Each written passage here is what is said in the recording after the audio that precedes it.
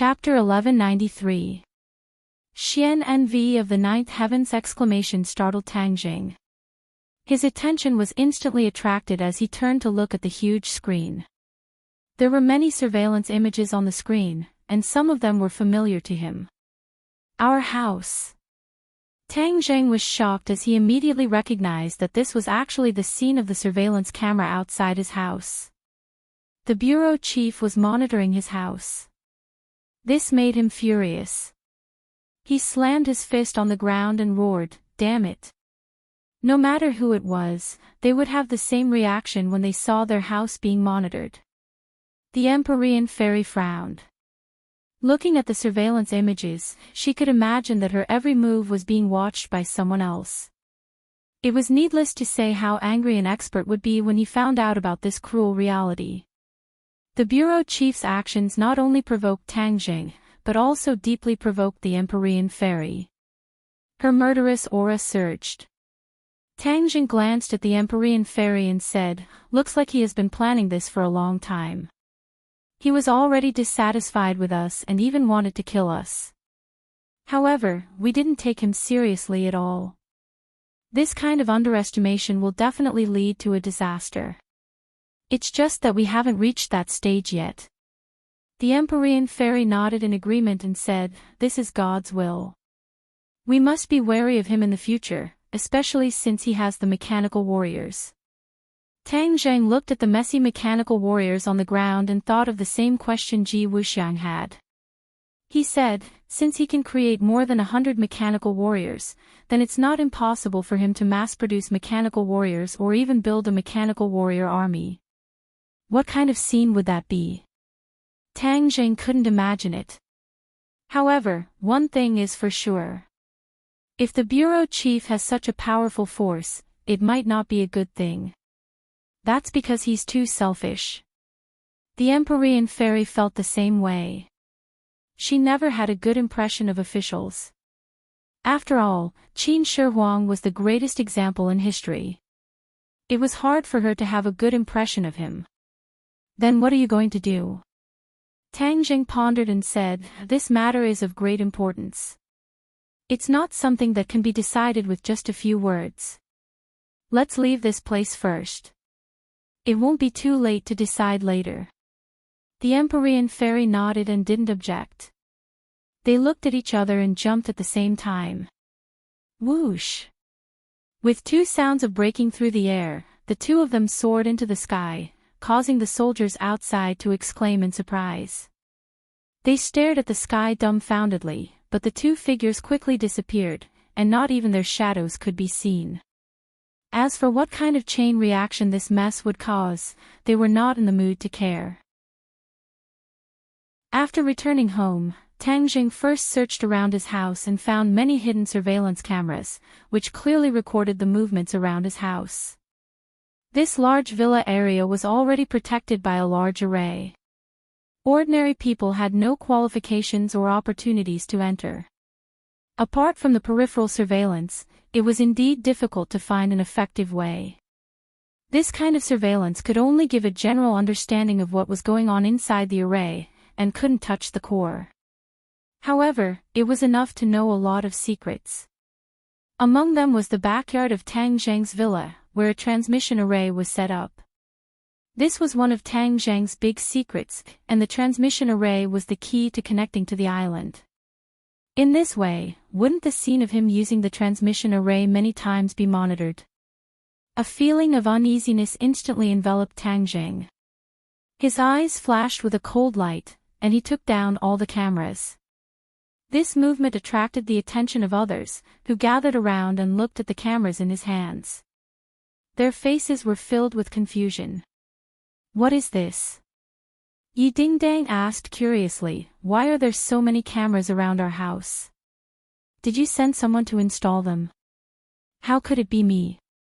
Tang Jing said coldly, "Some bad people deliberately installed these to monitor us."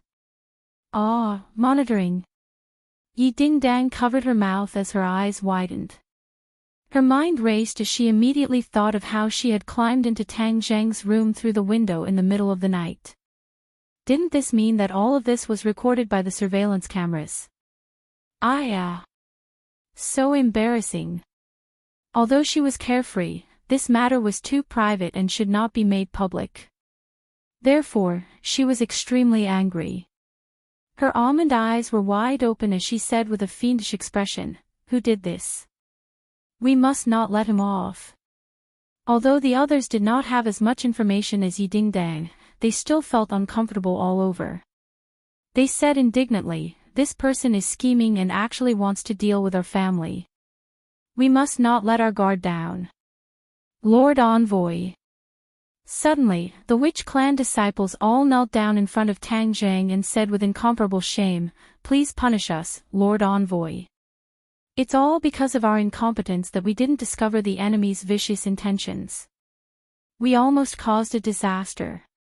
Everyone was shocked by the actions of the witch clan disciples. Tang Zhang immediately went to help them up, but they did not get up at all. They insisted on kneeling on the ground, as if this was the only way to dispel a portion of the guilt in their hearts. Tang Zhang looked at them helplessly and said earnestly, "I order you all to get up. All of this is not your fault at all.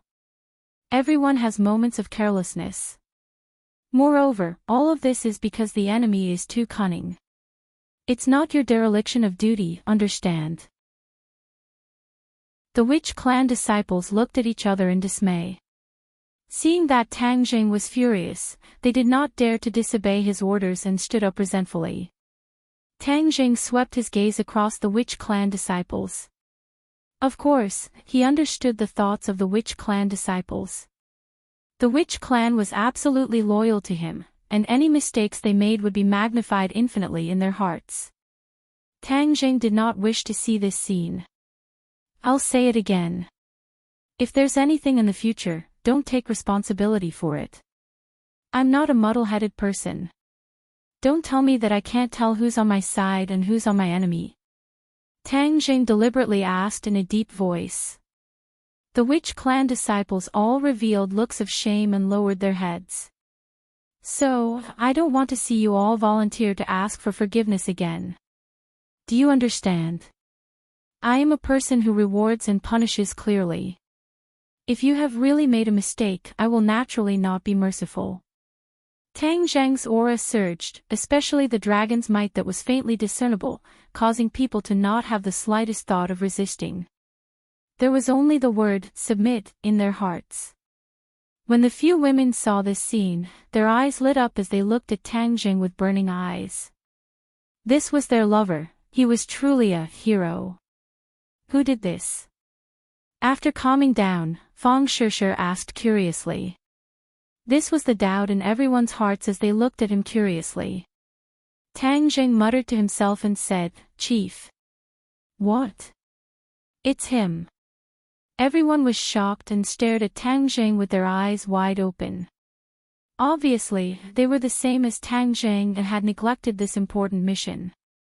Although his identity was illustrious, in their hearts, cultivators and warriors were superior. Chapter 1194. Everyone suppressed the shock in their hearts and fell into deep thought. The chief was not just anyone, he was the central figure of the country's power and had great power and influence. They had completely fallen into a hostile relationship with him. Moreover, after listening to Tang Zhang's introduction of the mechanical warriors, they were even more moved. Everyone understood that if the mechanical warriors formed an army, it would not be any weaker than the army of cultivators. Since ancient times, there had been sects formed by cultivators in every dynasty, but almost none of them were tied together to form an army. The mechanical warriors were different. They could form an army and use the power of technology to arm themselves. It went without saying how terrifying their combat strength would be. Everyone sat together in silence. This situation was unexpected.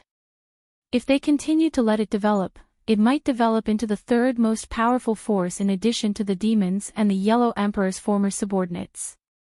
It might even overshadow them. Tian Chanzi was silent for a long time before he finally said, "This is the worst-case scenario, but there is one thing that you did not notice.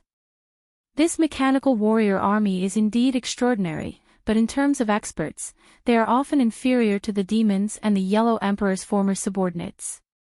In war, experts often play a decisive role, even to the point of influencing the overall situation. In the Battle of Zhuolu, experts played a decisive role. Therefore, Tian Chanzi's words were not false.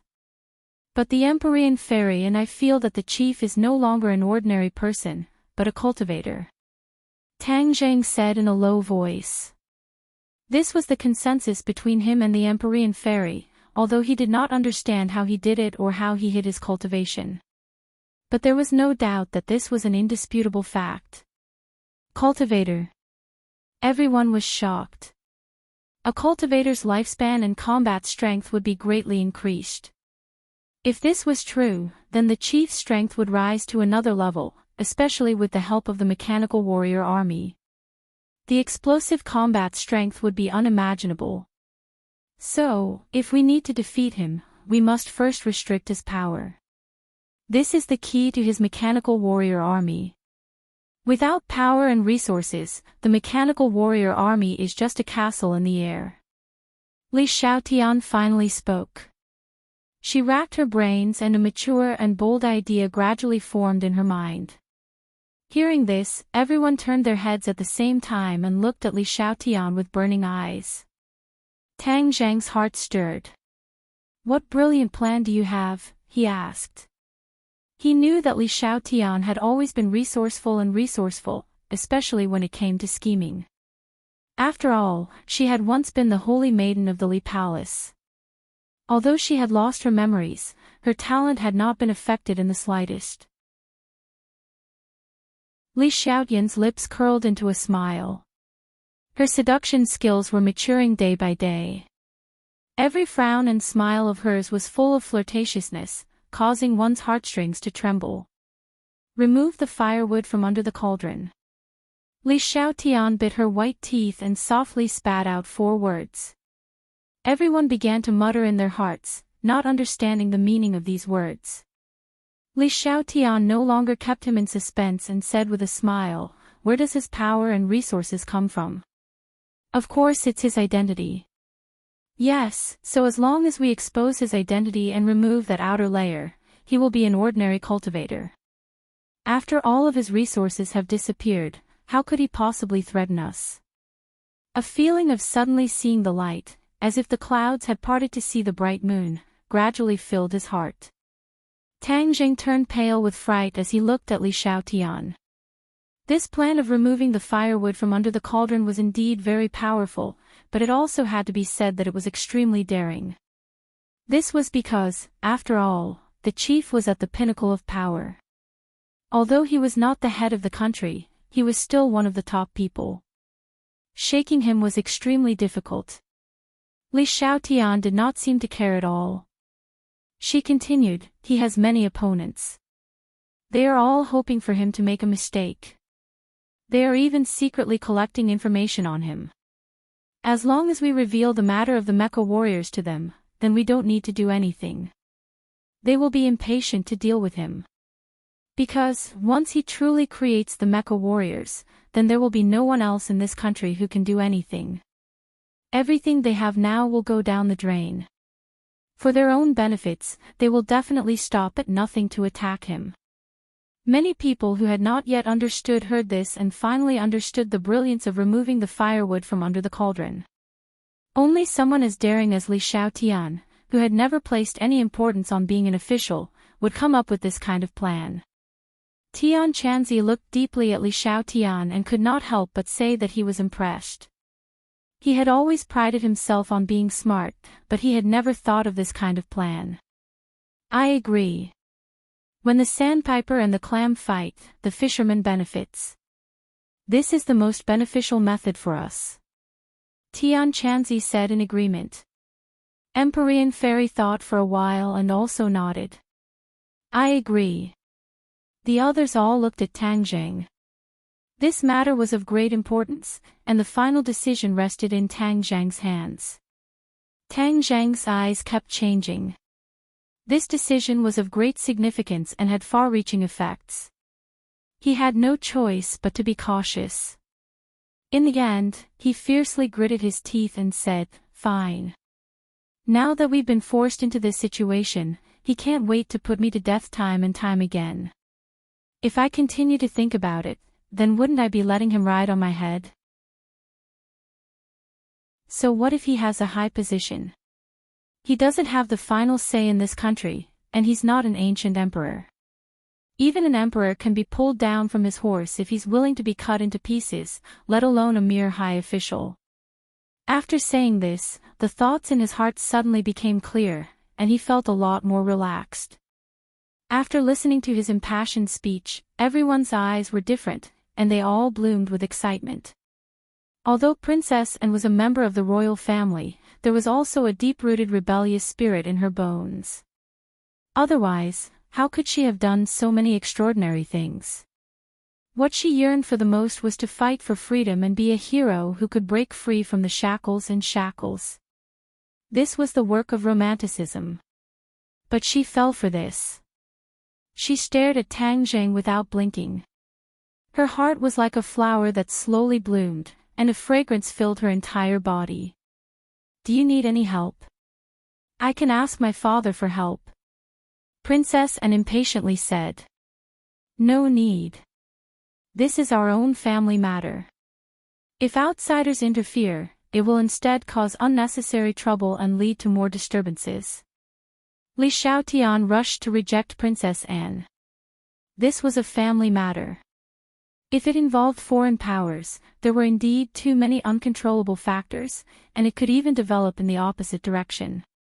This kind of thing where they were going in the opposite direction was definitely not something they would do. And slightly pouted.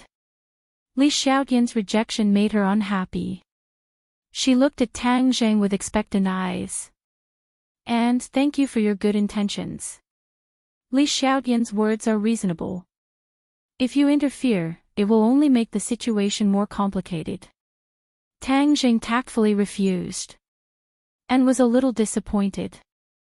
She made an "oh" sound, but she did not give up and said, "Then if you need any help, you must tell me. I will do my best to help you." This declaration caused the other women to raise their eyebrows. This was openly trying to poach someone. The princess's style was indeed swift and decisive. It was not something an ordinary person could compare to. Tang Zheng accepted her good intentions and then said to Li Xiaotian, "Since you proposed this plan, then you must have a detailed plan. I would like to hear the details." Li Xiaotian faintly smiled.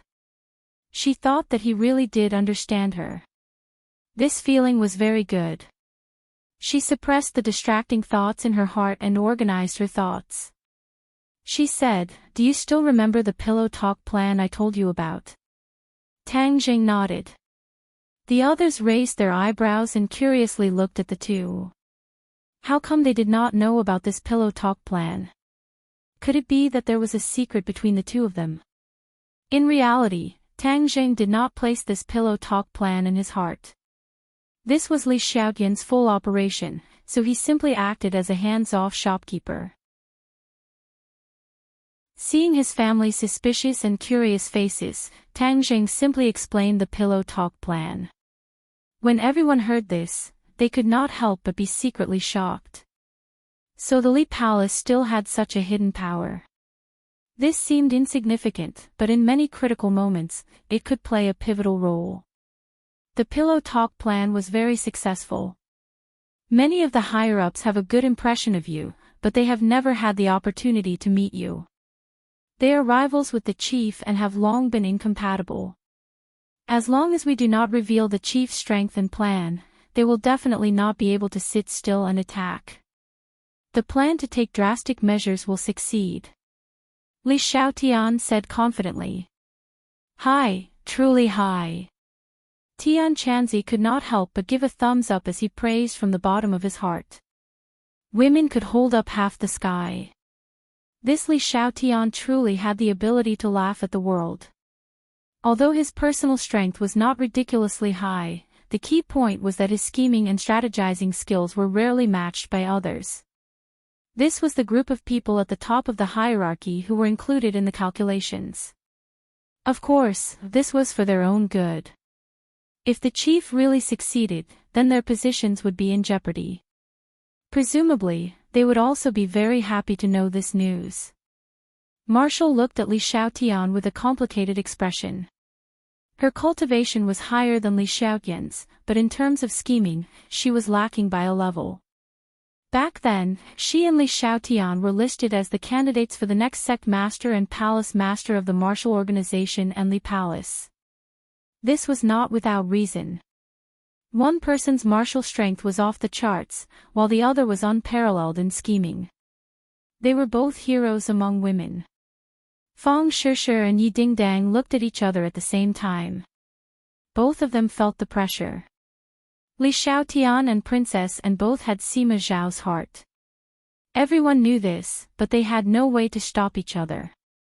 Especially this time, Li Xiaotian was able to think of such an ingenious plan, but they were completely helpless. This was the gap between them.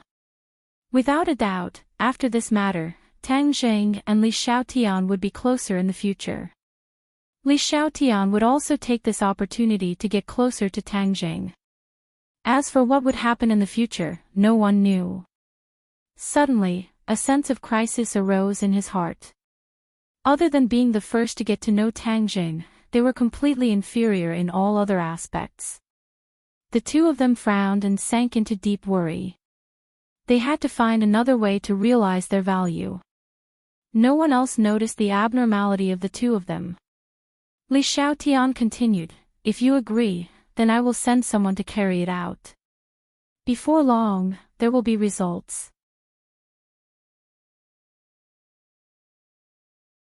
Chapter 1195. Li Xiaotian obeyed Tang Zheng's orders, and for the next 10 days or so, he did not return home, and his whereabouts were unknown. The capital was calm, but in reality, there were undercurrents.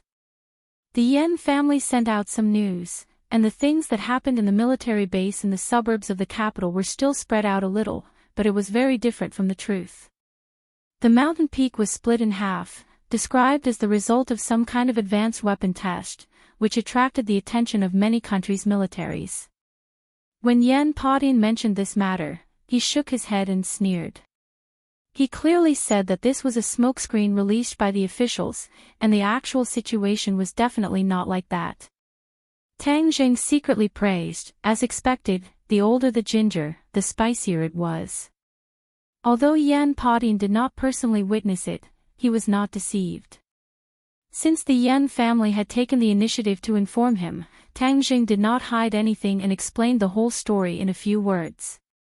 Yan Podin turned pale with fright and was unable to shut his mouth for a long time. After a long while, Yan Podin finally regained his senses and said with a serious expression, "Young Master Tang, it's not that this old man is timid, but the chief is definitely not an ordinary person. You and him are already like fire and water. I'm afraid you have to be fully prepared." Back then, the few great clans had secretly fought against the officials, causing the officials to be in a very passive situation. As the person in the middle, Yan Podin knew more inside information than the others. For more than 100 years, the few great clans had been suppressing the officials. No matter what era it was always the same, because their clan's development was too deeply rooted.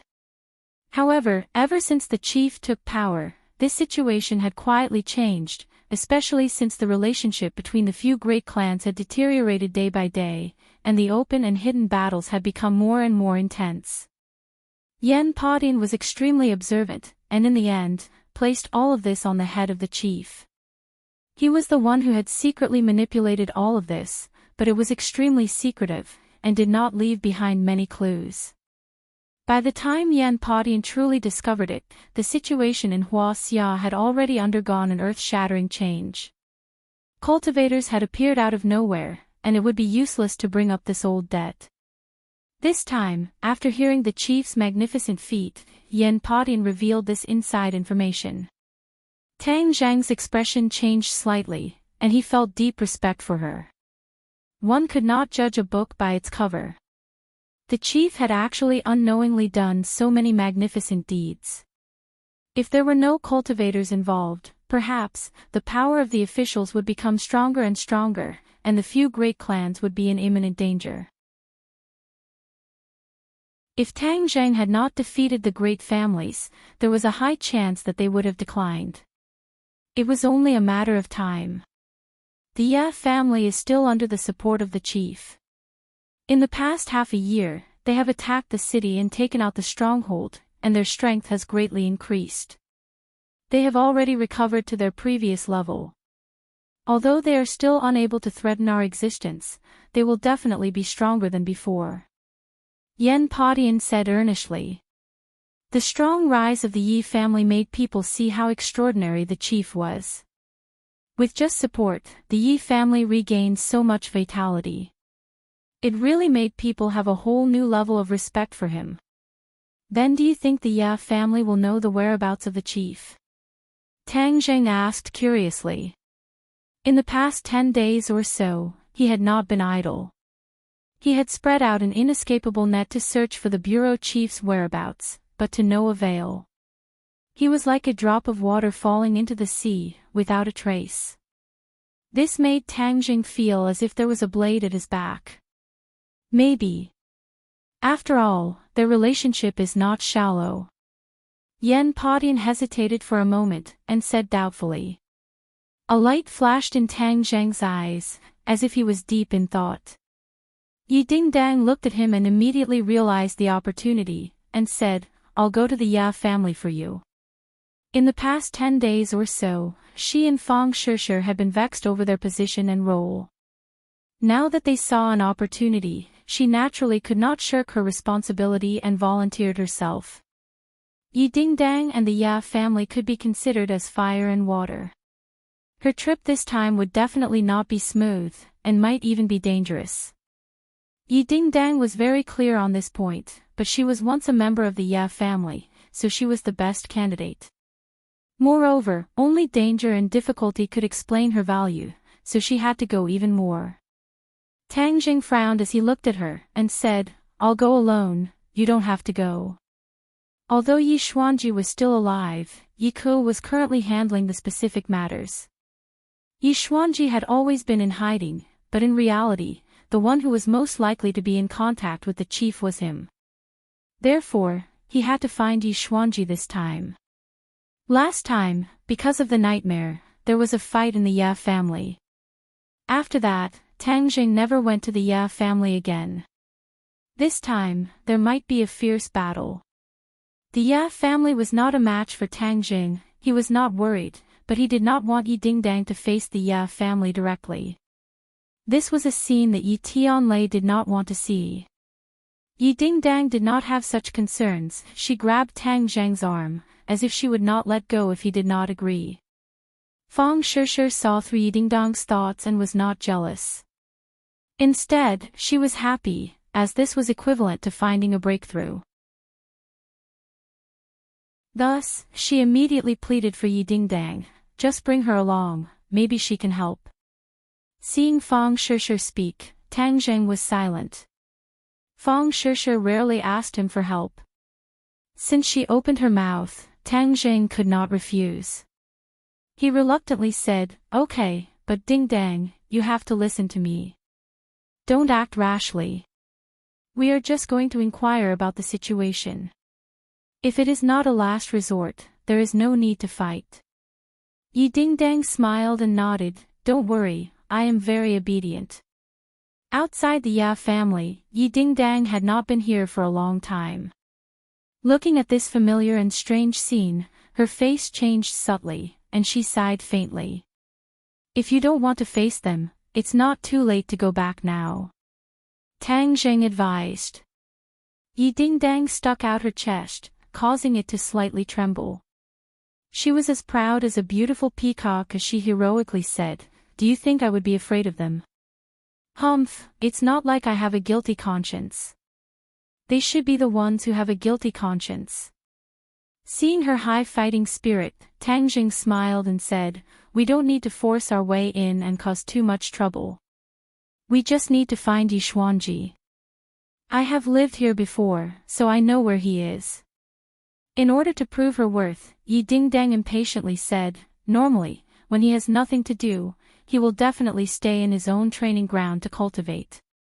That is a small black room where normal people would not be able to get close to. There are many loyal and devoted people of the Yi clan hidden in the surroundings to protect him from being disturbed while he is cultivating. Tang Jing said, "Oh, then show me the way. I will take you in." Yi Dingdang was beaming with joy. Her heart was filled with anticipation and excitement. She was not a girl who knew her place, and there was a rebellious feeling in her bones. Tang Jing conveniently hugged Yi Dingdang's willow waist, causing her to tremble slightly before taking advantage of the situation to lean into his embrace. The warm embrace nearly caused her to become intoxicated. She and Tang Jing were already very familiar with each other's bodies. Leaning into his embrace, she still had a strange feeling, as if she had been electrocuted. "This way." Yi Dingdang pointed in a direction far away.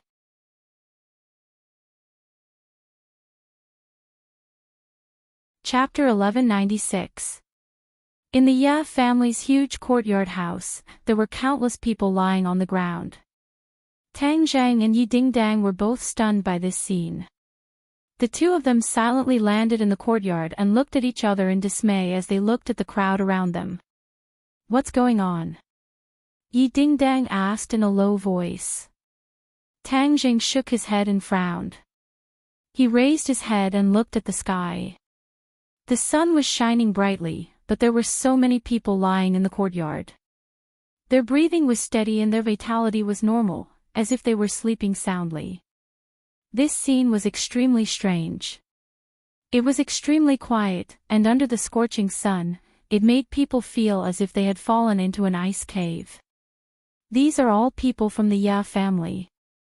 I know a lot of them." Yi Dingdang discovered many familiar faces and quickly said. Tang Jing squatted down and examined a person. He discovered that the other party's body was normal and there was nothing unusual about it. "Let's go and take a look elsewhere." Tang Jing held on to Yi Dingdang's hand and no longer hid himself as he strode towards the depths of the courtyard. In the other courtyards, it was the same. There were actually many people from the Ya family lying on the ground. Yi Dingdang's face turned pale. After all, these were people that she had interacted with day and night. Most of them were subordinates of the Ya family, and some of them had even helped her before. She couldn't help but grab onto Tang Zhang's hand tightly as she raised her head and looked at him with a burning gaze. Tang Jing felt that her palms were sweating, and immediately comforted her in a gentle voice. "Don't worry, it will definitely be fine. Their lives are not in danger, they seem to have just fallen into a deep sleep." Deep sleep. It's broad daylight, and so many people are sleeping on the ground. Yi Dingdang found it unbelievable. Tang Jing muttered to himself for a moment, then a light flashed through his mind, and he muttered to himself, "Deep sleep. That's right, there's someone who can do it." "Who?" Seeing that Tang Jing had a clue, Yi Dingdang impatiently asked. "Yi Meiyu." "Her." Yi Dingdang had a suspicious look on her face. "That's right. Her master is the Nightmare Lord. The heart's dream traceless divine ability is extraordinary. It can bring people into the dreamland. In fact, dreams are even more realistic than reality. She's the only one who can make so many people fall asleep." Tang Zhang said in a deep voice. With his current cultivation, it was impossible for him to do this. He didn't cultivate the dream divine ability, so he naturally couldn't do all this. Yi Dingdang knew a thing or two about this, but she didn't expect it to be so powerful. With a heavy expression, she asked, "Will they wake up?" Yi Meiyu didn't kill them directly, so she must have some ideas. Therefore, their lives aren't in danger for the time being, but ordinary methods won't be able to wake them up. Tang Zhang said regretfully. "You can't wake him up?" Yi Meiyu's expression changed slightly, she was very disappointed. Cough cough. A wave of coughing broke the silence, and it was like a stone that was thrown into the surface of a lake. It immediately caused a chain reaction, and the sound rose and fell like circle after circle of ripples that surged out. What's wrong? The two of them were shocked and immediately looked over. They actually saw people standing up straight, as if they had just woken up from their sleep. Awake? The two of them looked at each other and saw the shock in each other's eyes. Could it be that they had been discovered? The two of them hurriedly dodged to the side and hid behind a corridor, silently looking at this group of people. Their bodies were much stiffer, as if they were walking corpses. Their faces were expressionless, and their eyes were lifeless as they moved. It was as if a machine had been pressed on a button, and it started to operate with a clanging sound. Why is it so strange? It makes me shudder. Yi Dingdang shrank back and said in shock. Tang Jing also felt a chill rise from the soles of his feet. This scene was extremely strange and inconceivable. I'll go catch one and find out what's going on. After Tang Jing finished speaking, his figure flashed and stopped a person. Before the other party could even react, Tang Jing had already controlled him and dragged him to the back of the corridor. What are you doing? The other party sternly asked. Yi Dingdang looked at the person with concern and asked, Don't you recognize me? I am Yi Dingdang. She recognized this person and had interacted with him many times before. But the other party did not recognize her at all. It was as if he was looking at a stranger. He bared his teeth and roared, I don't recognize you. I have to report to the master. Master, someone has broken in. He hysterically roared, and his voice resounded throughout the large courtyard. Hua! This voice caused a huge uproar. Countless pairs of eyes looked over at the same time, and the sound of footsteps quickly approached. Tang Jing did not expect the other party to shout and not give him any chance. Yi Dingdang's expression changed slightly. This person was like a stranger, and was not the person she knew before. How did he become like this? Yi Dingdang asked blankly. He has already been controlled by Yi Dingdang and lost himself. Tang Jing said in a deep voice, pulling Yi Dingdang out of the corridor, only to see a large group of people rushing over. Many of the Ya family members were warriors, servants, and guards. When they saw Tang Jing and Yi Dingdang, their eyes turned blood red, as if they were ferocious beasts that had seen their prey. Don't hurt them. Yi Dingdang could not bear it and reminded him. Tang Jing nodded and said, Since we've been exposed, then we might as well not hide anymore and lure Yi Meiyu out. Seeing the crowd charging at him, Tang Jing stomped his foot on the ground. Pang! A loud sound rang out as the ground cracked inch by inch. An invisible force quickly spread out in all directions from the point of impact. Bang, bang, bang, countless people were sent flying in all directions. Yi Meiyu, come out. Tang Jing growled, his voice was like a large bell, quickly spreading to every courtyard of the Ya family. Crash! A figure soared into the sky from a house, breaking through the roof and bringing with it a large amount of rubble. Finally, he landed on the roof and stared at the two of them from afar. Yi Xuanji. Tang Zhang's pupils constricted, he was overjoyed, he actually found the main character so quickly. Yi Meiyu did not appear, but finding Yi Xuanji was also a gain. Yi Xuanji looked at the two of them with a complicated expression, and said coldly, You guys have barged into my Ya family again. Do you really think my Ya family is a public toilet? You think you can come and go as you please? Yi Xuanji, after 3 days of separation, I have a whole new level of respect for you. To think that your Ya family would actually become like this, it's truly unexpected. Tang Zhang said meaningfully. Yi Xuanji snorted coldly, his gaze once again landing on Yi Dingdang. His expression became extremely complicated, but he could not hide his disgust and anger, and reprimanded, Yi Dingdang, you unfilial descendant, you actually have the face to come back. Yi Dingdang's pale face instantly flushed red, she stared back at Yi Xuanji unyieldingly, her aura completely different from before. Yi Xuanji was not an ordinary girl. If someone bullied her, she would fight back. This was an instinct that went deep into her bones. All of her cowardice and fear would be thrown to the back of her mind. Back then, she even dared to contradict Yi Xuanji, let alone now. What qualifications do you have to judge me like this? What did the Ye family give me? What did I ask for from the Ye family? Yi Dingdang asked indignantly. Nothing.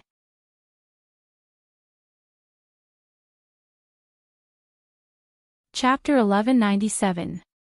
You speak rudely, you deserve to be killed. Yi Xuanji's killing intent surged as he stared fiercely at Yi Dingdang and berated. Yi Dingdang straightened her back and stared back at Yi Xuanji without fear.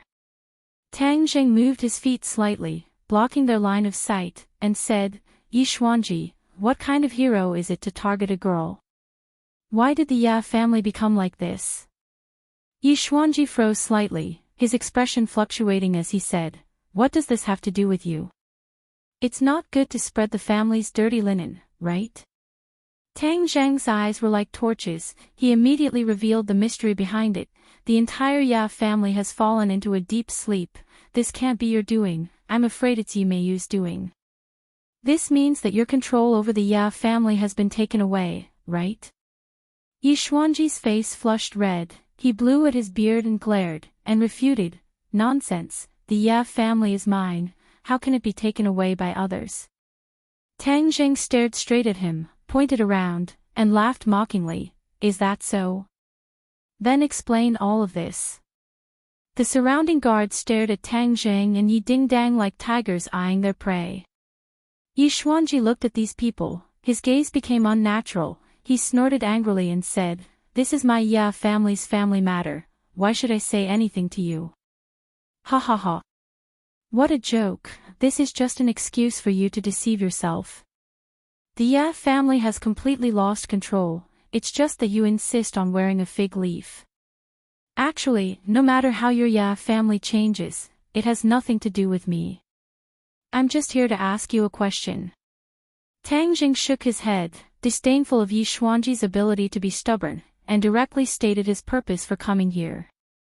Yi Xuanji was startled, he had also been guessing Tang Zheng's purpose. After hearing this question, he looked at him suspiciously and asked, what question? Where is the leader? What? Seeing that Yi Xuanji seemed to have misheard, Tang Zheng repeated, you didn't mishear. I asked you where the chief is. Don't tell me you don't know the answer. Yi Xuanji's eyes flickered, and he said without hesitation, of course I don't. Humph, you're really funny. You actually came to me to ask about his whereabouts. Shouldn't you ask the officials? You're really good at being stubborn. It's useless even if you deny it.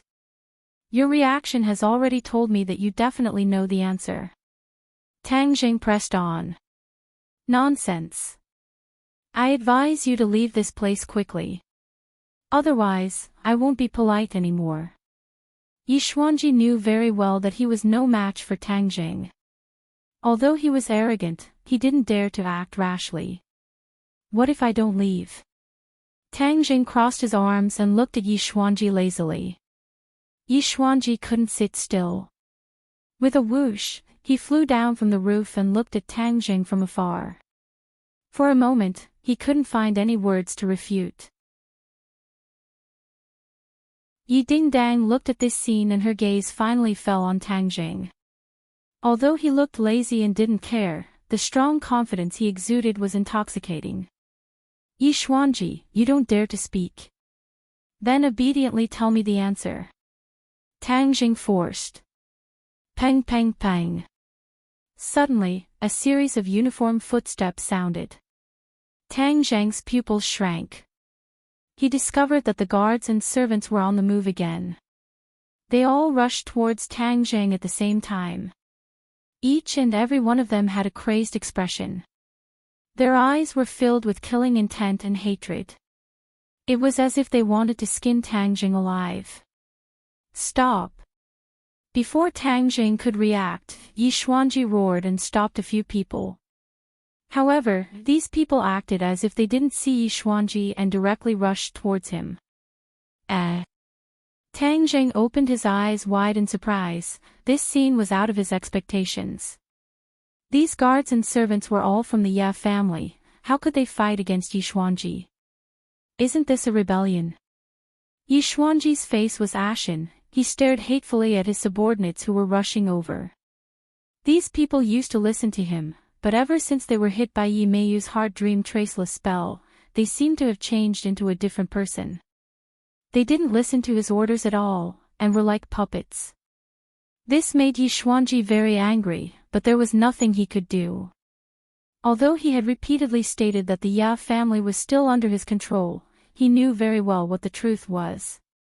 The Ya family had indeed changed hands, and he had been completely taken over, becoming a commander without an army. His strength was not weak, but he could not compare to Yi Meiyu. The waves behind the Yangtze River pushed the waves before. He, the wave in front, was ruthlessly slapped on the beach and had to accept the scorching sun. One could imagine how it felt. Not only that, he didn't know what kind of flowery words Yi Meiyu used, but she actually bewitched Yi Ku. Yi Ku turned to Yi Meiyu, his younger sister, and disobeyed him. Yi Xuanji scratched his head and couldn't figure out why Yi Ku had changed so much. He wanted to pass down the Ya family's huge family business to him, but in the end, he betrayed him, which was equivalent to betraying the Ya family. Yi Xuanji had a deep sense of defeat. This feeling was buried deep in his heart. He cultivated day and night, hoping that one day his cultivation would surpass Yi Meiyu's again, and then completely take back the Ya family's dominance. The Ya family was his, and he had to take it back. Otherwise, if he died with grievances, how could he explain it to the Ya family's ancestors when he went to the underworld in the future? However, before he could do this, he was met with Tang Zheng's condemnation. He painstakingly tried to regain his dignity, but he did not succeed. Especially at this moment, the servants and guards ignored his existence and even attacked him. This was completely tearing off the last layer of cloth covering his shame, causing him to feel a strong sense of humiliation that penetrated deep into his bones. He couldn't help but lower his head. No one saw the sparkling tears in his eyes, which almost fell from the corner of his eyes. The servants and guards charged at him without any hesitation. Suddenly, Yi Xuanji raised his head, his eyes flashing, and growled, "Stop." The guards acted as if they didn't hear anything. Their killing intent leaked out, and a fierce killing move greeted him. "Retreat!" Yi Xuanji roared once again, but no one retreated. There were no tears in Yi Xuanji's eyes, and his gaze became extremely complicated. It was as sharp as a blade, and as hot as a scorching sun. Boom! Yi Xuanji pushed both of his hands outwards, and an invisible wave of air surged out. The shock wave was extremely terrifying, like a tsunami. How could the servants and guards be a match for him?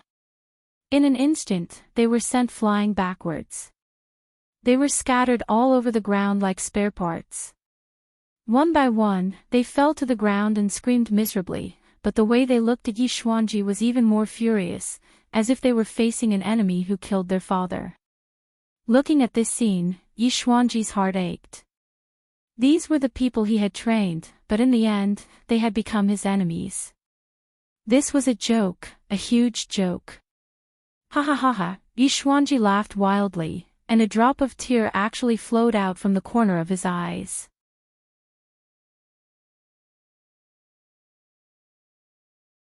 Chapter 1198. Muddy old tears fell to the ground and splashed out like water. Yi Xuanji's heart was bleeding. The servants and guards fell to the ground one after another, in a mess. They had the advantage in numbers, but in the end, they were no match for Yi Xuanji. Seeing this scene, Tang Zheng and Yi Dingdang were both stunned for a moment. Yi Xuanji had completely lost control of the Ya family, to the extent that he could not control his impulse to attack. "What's going on?" Yi Dingdang asked in confusion. He has completely lost control of the Ya family. These people have become Yi Meiyu's slaves and only listen to her orders. Tang Jing explained. Yi Dingdang thought for a while, then said, could it be that Yi Meiyu is by her side, so she can order these people? Tang Jing was shocked, realizing that he had overlooked a problem. Yi Meiyu had never appeared, so how did she control these people? She also did not hear anything. What's so hard about that? The inner demon's voice suddenly sounded. Tang Zheng's attention was immediately attracted by the inner demons, and he asked, you know what's going on? Of course, how could Nightmare's little trick stop me, humph? The inner demon said proudly, Nightmare's heart's dream traceless technique has many magical aspects, one of which is that it can make people fall into a dream and control others remotely. These people are obviously controlled by the heart's dream traceless technique. Tang Jing suddenly realized that this was definitely Yi Meiyu's doing. Her heart was really big. These people's eyes are like the eyes of the caster. What they see is what the caster sees. Do you understand? The inner demons asked. Tang Jing nodded thoughtfully, but he could not suppress the shock in his heart. Not only did Yi Meiyu control others, she had even turned their eyes into an extension of her own vision. Is there a way to break her spell? Others may not be able to do anything, but how can this little trick stop my inner demons? Tang Zheng was overjoyed and said, then hurry up and help me break this spell. Without Qi Yu's check and balance, the inner demon's attitude towards Tang Zheng had changed a lot. They didn't dare to disobey him easily. Moreover, this method of breaking the spell wasn't his core supernatural power, so he heroically agreed, this is my secret. If other people want to learn it, humph, that's wishful thinking. But you're different. Since you want to learn it, I'll teach you. Tang Jing automatically filtered out the inner demon's boasting, but his impression of the inner demons had improved. He said, thank you. This set of spells is called the Heartbreak spell. With your intelligence, it shouldn't be difficult to learn, the inner demon explained. This set of spells was just a drop in the bucket of his spells, so it wasn't difficult to learn. Heartbreak. Yes, shatter other people's minds. Aren't these people's minds falling into a dream and being controlled? Shatter their minds and they'll naturally be free. Then wouldn't they be dead? Tang Zheng asked curiously. The inner demon snorted and said, do you think my inner demon spells are so simple? If I want to kill someone, I have thousands of ways, why would I need to use heartbreak? Heartbreak is to shatter other people's minds. It's not fatal, but it can make the person lose their mind for a period of time. What kind of threat can a person without a mind be? The nightmare spells are good, but they're all used to control normal people. Let me ask you, for a person with an abnormal mind, what use would the traceless dream spell have? Tang Jing nodded while thinking about the meaning of the words. In the end, he couldn't help but admit that the inner demon's words made a lot of sense. Then hurry up and teach it to me. Listen carefully, this is the Heartbreak's chant. Understand it well. As soon as the voice fell, a light flashed in Tang Zheng's mind. A passage of words seemed to be engraved in his mind, firmly memorizing it. Tang Zheng didn't need to recite it word by word. The chant turned into a profound mystery that was branded in his mind and body. His closed eyes finally opened. Looking at the guards and servants who were charging in front of him, he pointed out with his finger and an invisible force rippled out. This force was like a spring rain, moving with the wind, spreading to the top of everyone's head. The charging movements suddenly stopped, as if their pressure points were sealed, and they couldn't move. The murderous intent in their eyes was swept away like the waves, completely disappearing. Bang bang bang. One after another, the sound of people hitting the ground rang out. The rest of the people fell to the ground one after another. Yi Xuanji suddenly raised his head. The tears in his eyes had already dried up. He looked at the people on the ground in shock. He didn't know if they were dead or alive. His eyes became fiery red again.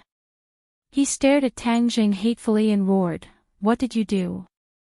He looked like he wanted to kill Tang Jing. "You killed them. They're my family's people, you." Yi Xuanji pointed at Tang Jing with his trembling finger. He was so angry that he didn't know what to say. "I killed them." Tang Jing pointed at his own nose and laughed, "Why would I kill them? Do you think they're dead?" Yi Xuanji was startled. He squatted down to check.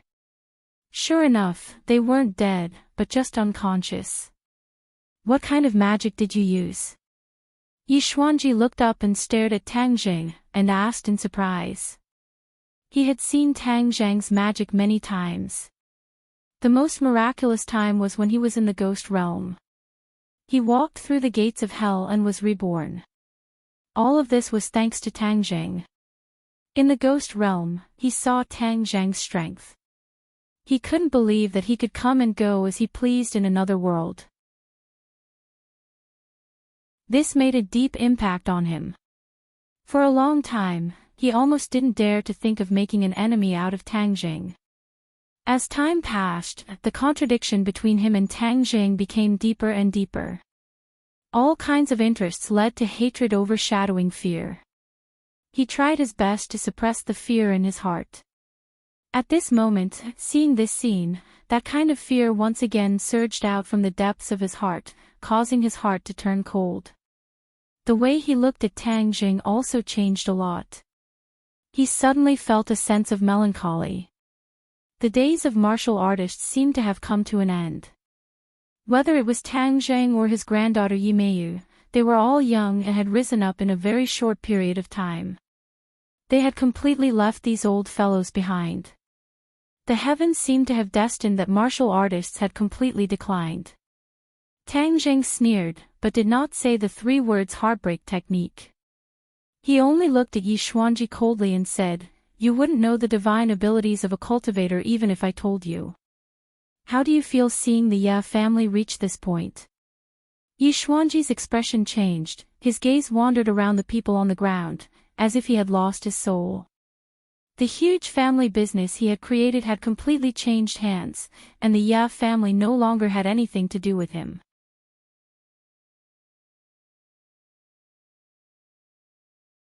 Chapter 1199. Didn't you want to know where the leader is?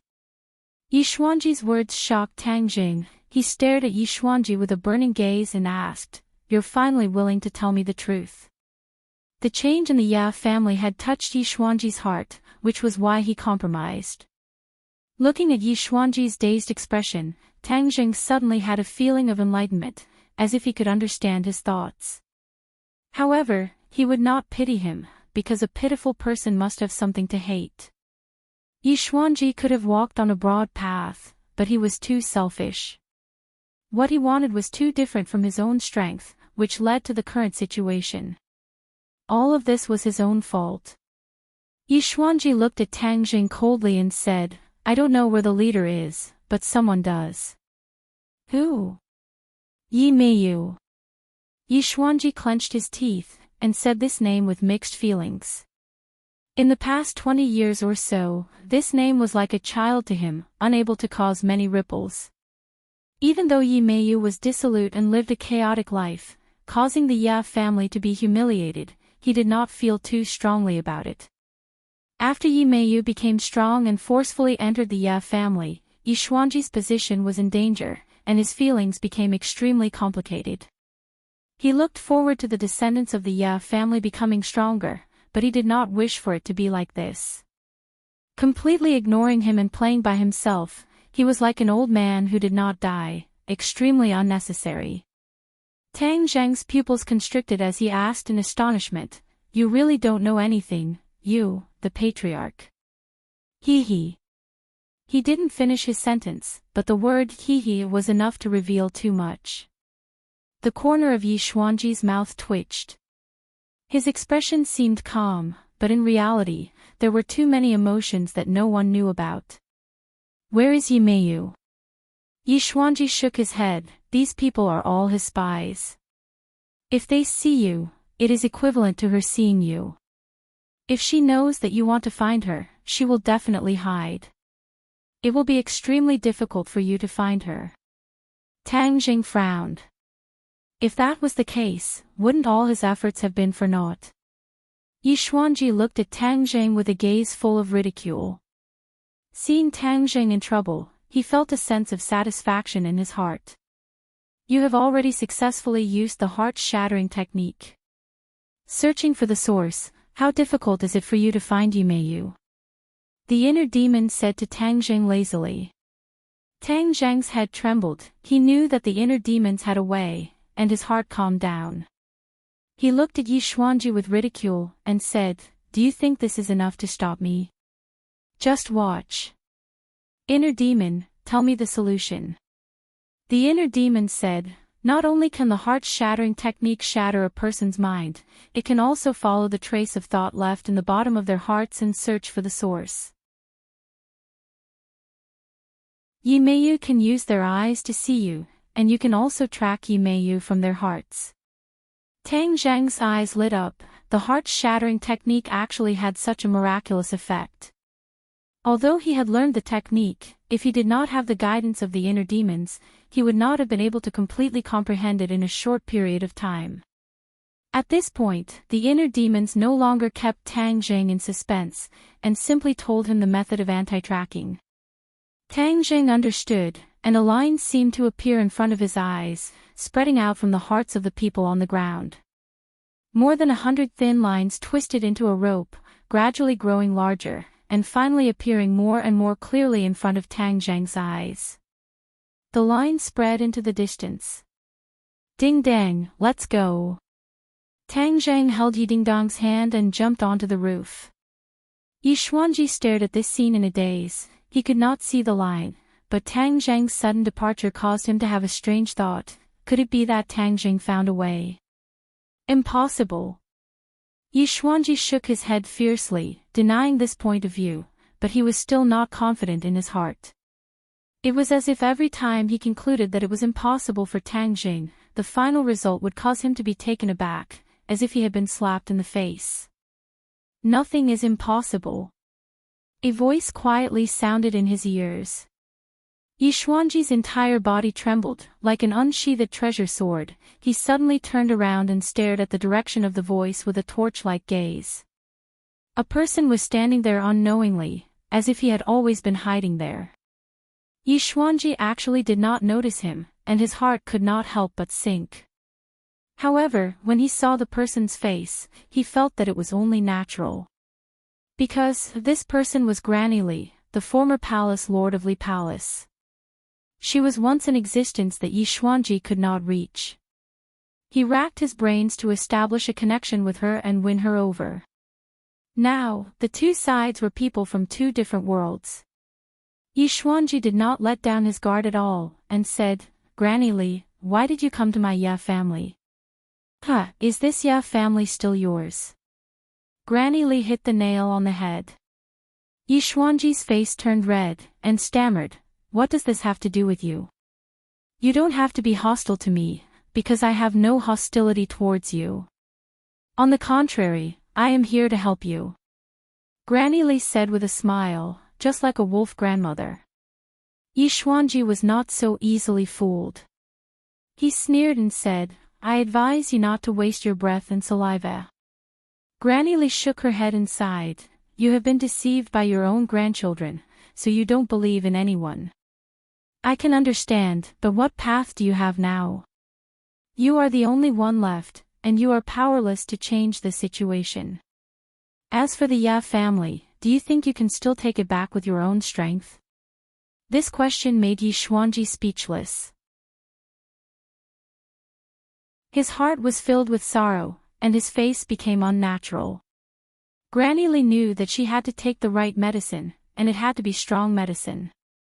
So, she continued to mercilessly attack. "If you don't have anyone to help you, then you are a complete failure." Could it be that the dignified Yi Xuanji is willing to be a failure? Yi Xuanji raised his head and stared hatefully at Granny Li. Although he did not answer, his meaning was self-evident. He was not willing. Granny Li's lips curled into a smile, and the wrinkles on her face became even more strange and thought-provoking. If you sincerely submit to the High Lord, then you can take back everything you've lost. This is your chance, and it's also a chance for all martial artists. This world has completely changed. If you stubbornly stick to the old ways, then you will definitely be eliminated by history. The High Lord is at the forefront of history, an existence that creates history. Submitting to the High Lord is the general trend. Granny Li talked non-stop, and Yi Xuanji's eyes slightly fluctuated. His heart was obviously fluctuating, but no one could guess his true thoughts. Not only you, but other cultivators will also submit to the High Lord, because this is a chance for us cultivators. Haven't you always wanted to increase your strength? Aren't you getting more and more powerless now? Because this society has already been promoted to a great world, and the world's spiritual energy has undergone earth-shaking changes. It is the most beneficial for cultivators to cultivate, and the space for cultivators to survive will be rapidly compressed. If you do not resist, then you will die without a doubt. Yi Xuanji looked at Granny Li in surprise. He did not expect her to say such words. This was completely out of his expectations. Resist? Cultivators are so powerful, how can you resist? I think you are just running out of tricks, just wishful thinking. Yi Xuanji snorted disdainfully. He did not think that Granny Li's words had any value. They were just words to confuse people. Granny Li's eyes widened, staring straight at Yi Xuanji. She regretfully shook her head and said, "You are really scared out of your wits. The High Lord is really wrong. Looking for you is even less valuable than looking for an ordinary person. Your fighting spirit has already disappeared, and in the future when you go to the underworld, you will not have the face to see your Ya family's ancestors." Hearing the words ancestors, Yi Xuanji's face became particularly ugly. His face twisted, and his eyes emitted intense sparks. He hatefully glared at Granny Li and said, "Do you dare to say that again?" Granny Li looked at him with disdain and said, "Not to mention once, even if I say it 1,000 times, 10,000 times, why wouldn't I dare? In the future, you will not have the face to see your Ya family's ancestors.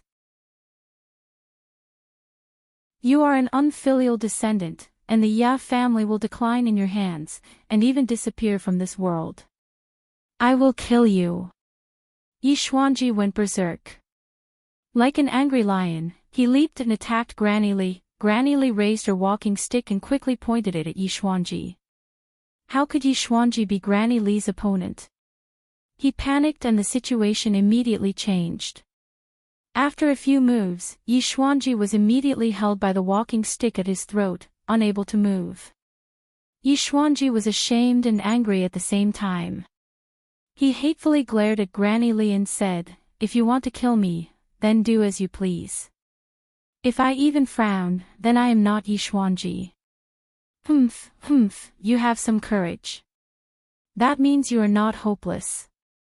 Granny Li said, "Although I think you are useless, but since the High Lord wants me to take you, then I will spare your life for now." Granny Li said, "You are not afraid of death, are you afraid to see the High Lord?"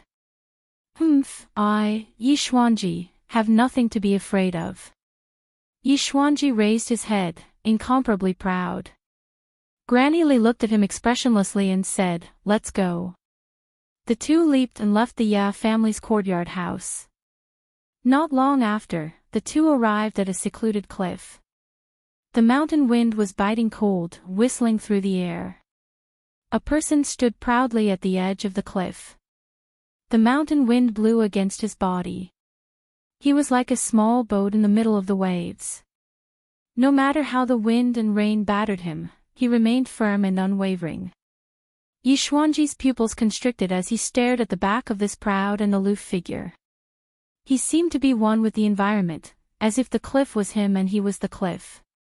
There was an indescribable and mysterious feeling. High Lord. Granny Li walked in front of the person and respectfully bowed, "I have brought Yi Xuanji." Ji Wuxiang turned around and looked at Yi Xuanji with a pair of eyes that were neither sad nor happy. His eyes were calm like an ancient well. No one could guess what he was thinking, but there was an inexplicable attraction. Yi Xuanji looked at Ji Wuxiang with a complicated expression. Of course, he knew that Ji Wuxiang, who had been doing well in the capital, was the High Lord. Now that he saw it with his own eyes, his mood was particularly complicated. Yi Xuanji, are you curious as to why I am looking for you? Ji Wuxiang asked. Yi Xuanji said, no matter what your goal is, I will not let you succeed.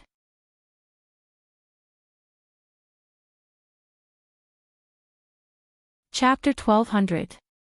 Ji Wuxiang calmly looked at Yi Xuanji and said, at least your self-confidence has not been destroyed. Yi Xuanji raised his head like a proud tiger. Even though he was old, his aura did not diminish. You don't believe what Granny Li said to you, right? You don't believe that I have the ability to fight against cultivators? Before Granny Li could report, Ji Wuxiang had already exposed Yi Xuanji's thoughts. From this, it could be seen that Ji Wuxiang was extraordinary. Yi Xuanji's expression suddenly changed. He stubbornly snorted and refused to comment. Haven't you always wanted to increase your cultivation? You are still quite a distance away from the martial king realm. I can help you fulfill your wish. Ji Wuxiang said mysteriously. Yi Xuanji thought to himself, you know what my wish is, but before he could say anything, Ji Wuxiang made a grabbing motion with his hand and a terrifying force enveloped Yi Xuanji. Yi Xuanji roared, what are you doing? No one answered him. His body quickly flew toward Ji Wuxiang and fell into Ji Wuxiang's big hand. A big hand firmly grabbed his head, making him unable to move. Yi Xuanji used all his strength to try and break free. But suddenly, his body stiffened and he gave up resisting. Because, a huge amount of inner strength poured into him from the top of his head. Wisdom imbuing. This was the first thought that popped into his mind. Ji Wuxiang was actually pouring inner strength into him to increase his cultivation.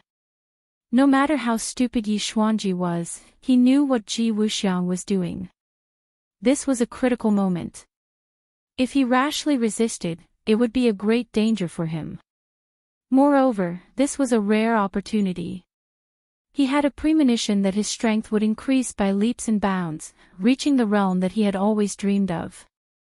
Before, he doubted Ji Wuxiang's strength. But at this moment, he did not want to doubt his strength. Because, he was looking forward to this change.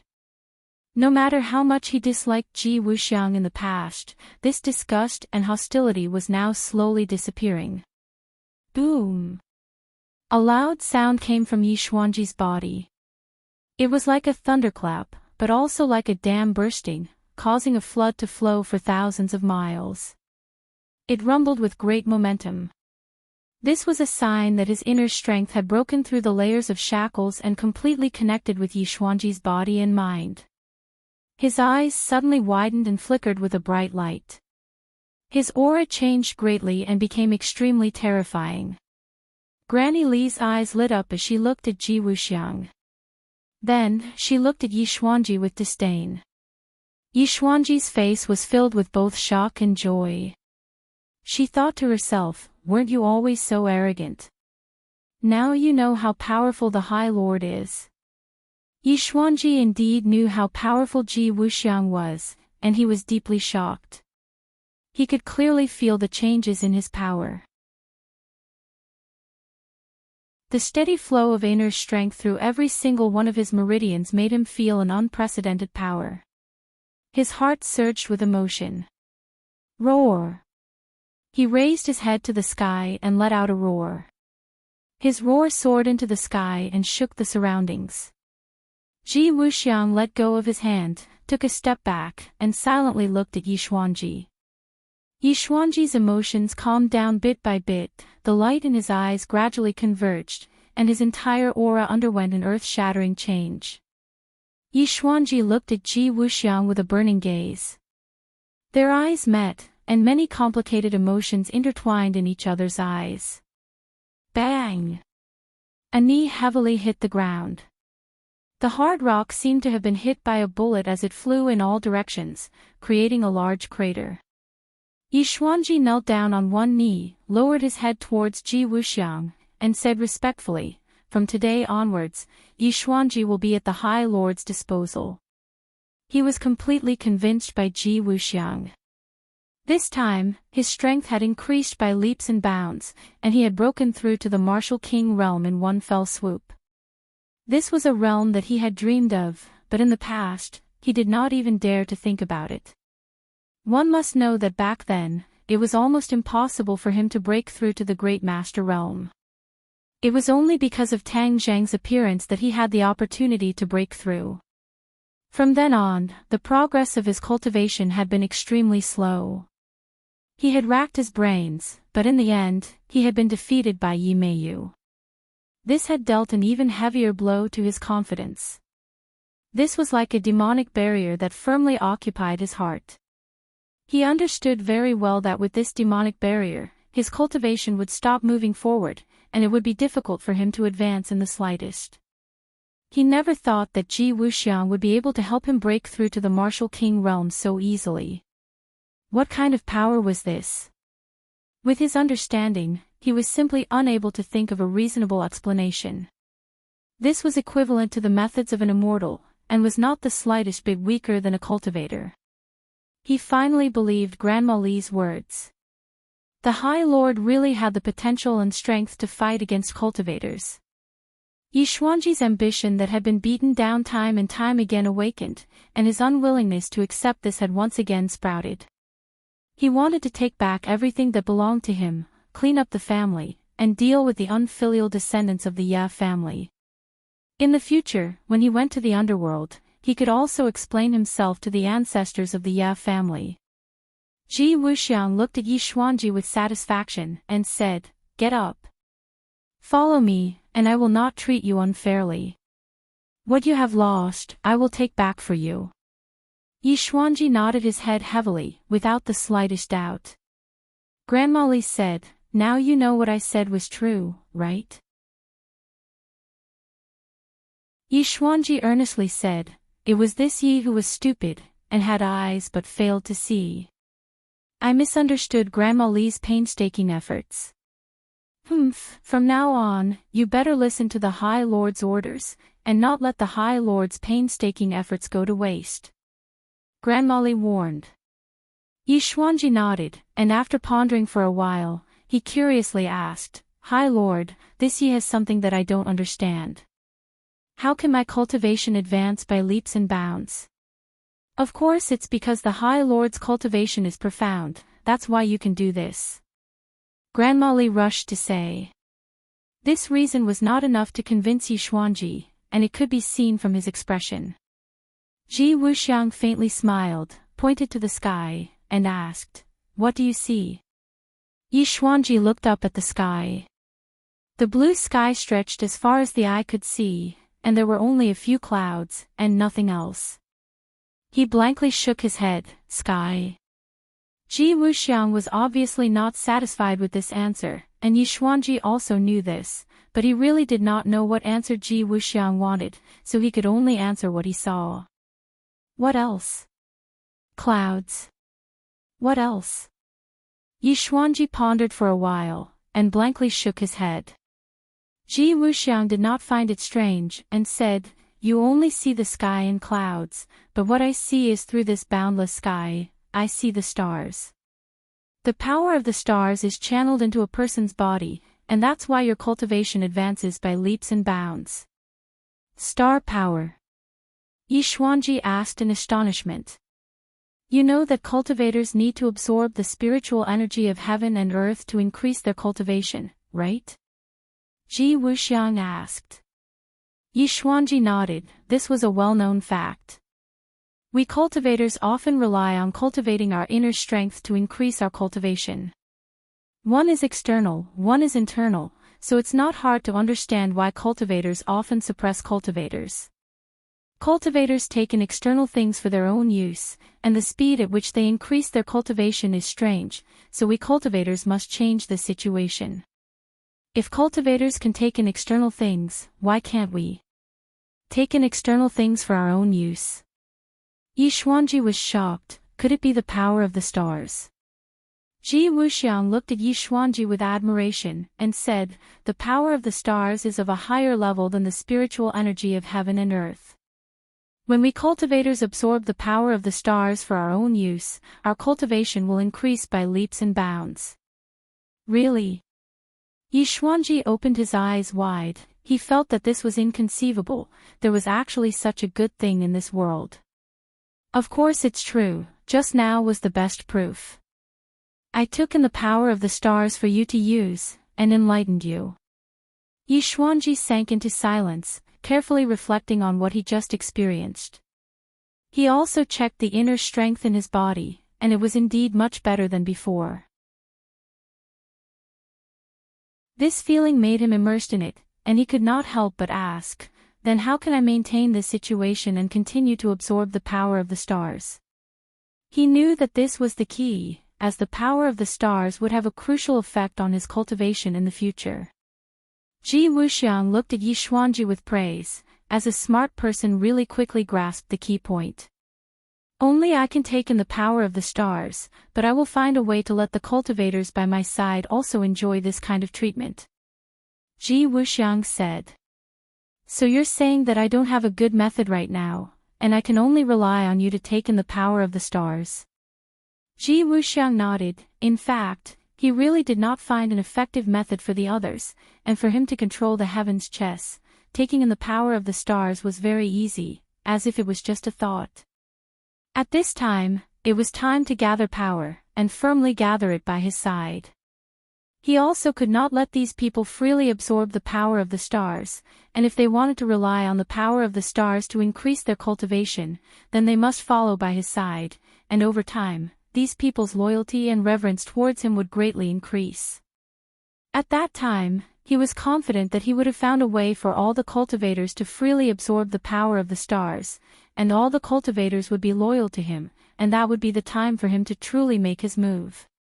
With the power of the heavens chess and the cultivators that were already strong, he was confident that he could fight against the cultivators, and fight for supremacy under the heavens. No matter who it was, they would not be his opponent. "Lord, the cultivators have the advantage in numbers, we might not be their opponent." Yi Xuanji already understood Ji Wuxiang's ambition, and reminded him worriedly. Ji Wuxiang said unconcernedly, "In this world, do you think there are more cultivators, or more cultivators?" "There are more cultivators." Yi Xuanji gave the answer without hesitation. After all, the cultivators had been expelled for hundreds of years, and in these hundreds of years, it was the cultivators who occupied the dominant position.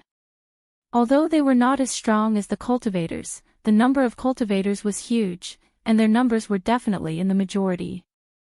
So, as long as we unite these cultivators, and expel the cultivators again, it will not be a fantasy, a castle in the air," Ji Wuxiang concluded.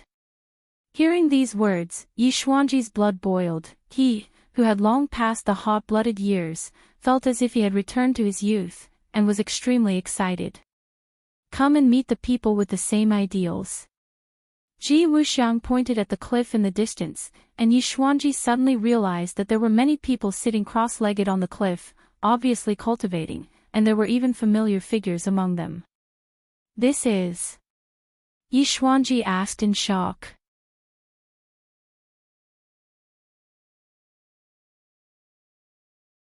Chapter 12:01. Yi Xuanji looked at these smart people, and actually found a familiar figure among them. He subconsciously exclaimed, "Long Xianyuan."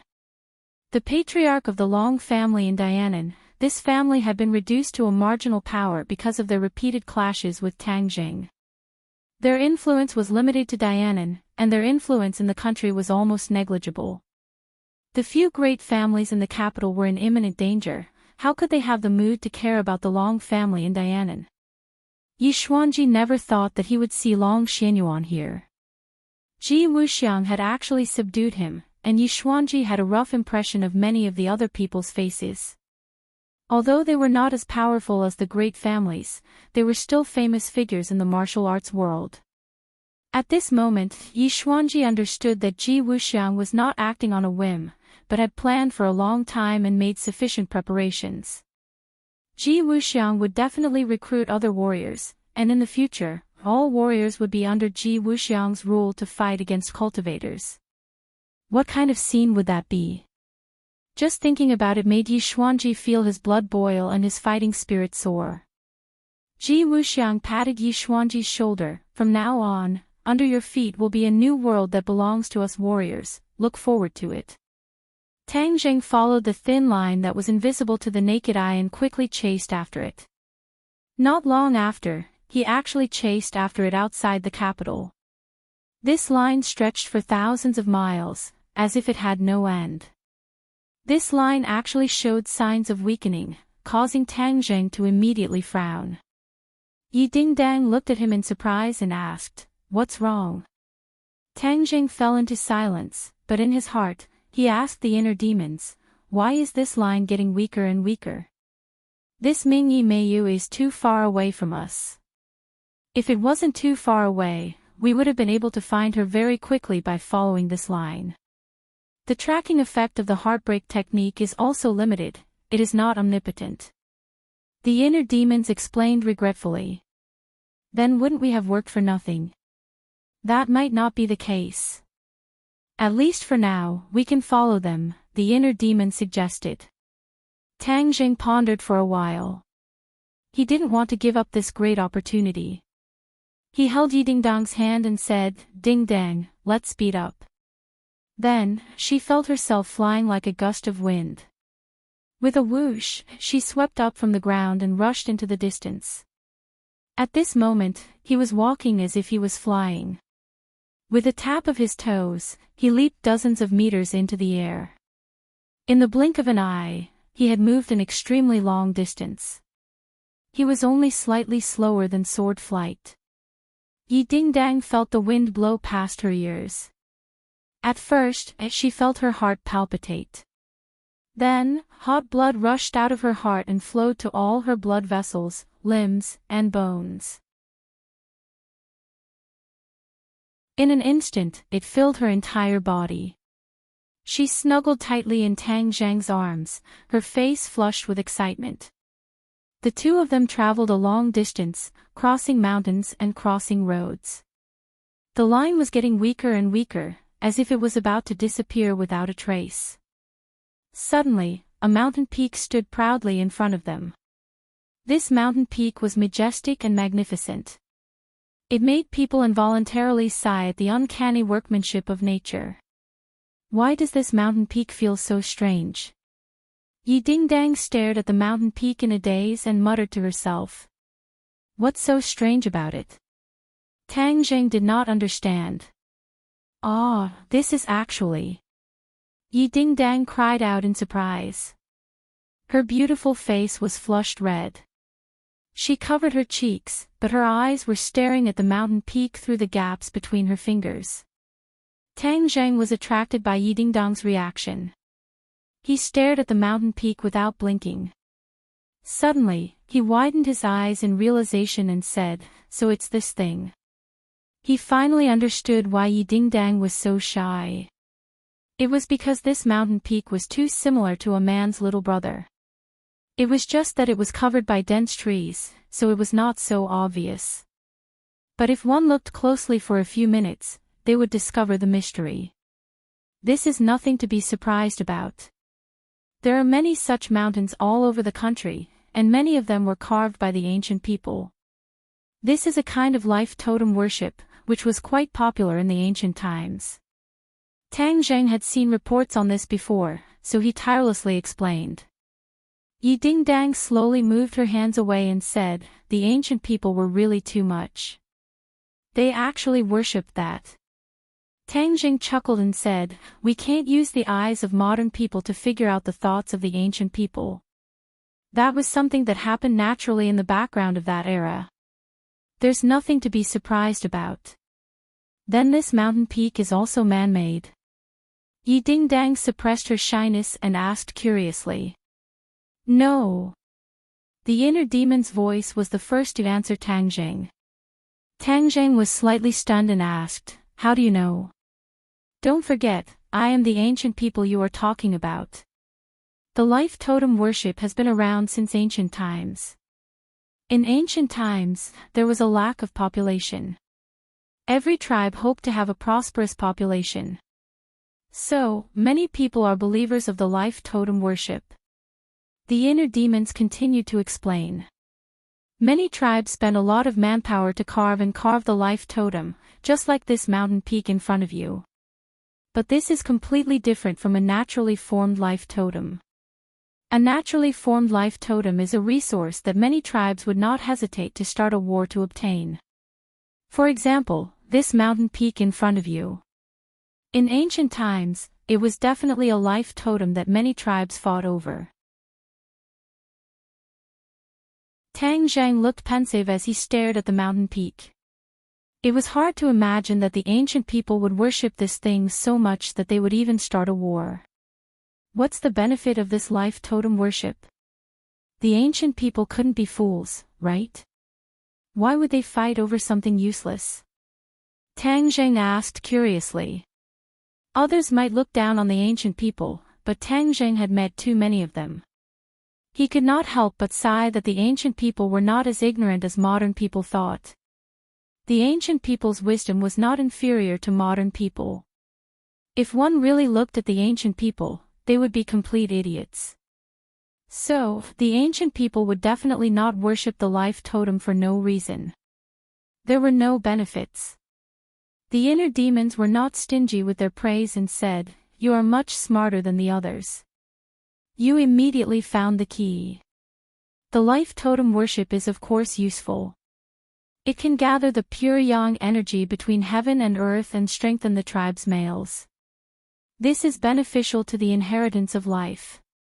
The man-made life totem requires a corresponding array to have this effect. The natural life totem is formed by nature. The effect of gathering the pure yang energy between heaven and earth is very different." Tang Zheng was shocked. He was too familiar with the pure yang energy. Ever since Tian Chanzi lived in his body, the term pure yang energy often circled in his mind. He had the 9 yang saint body. His pure yang energy far exceeded that of ordinary people.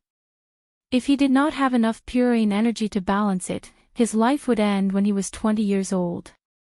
The pure yang energy would completely erupt, causing his body to explode and die. Tang Zheng's cultivation grew stronger day by day, and his pure yang energy increased day by day.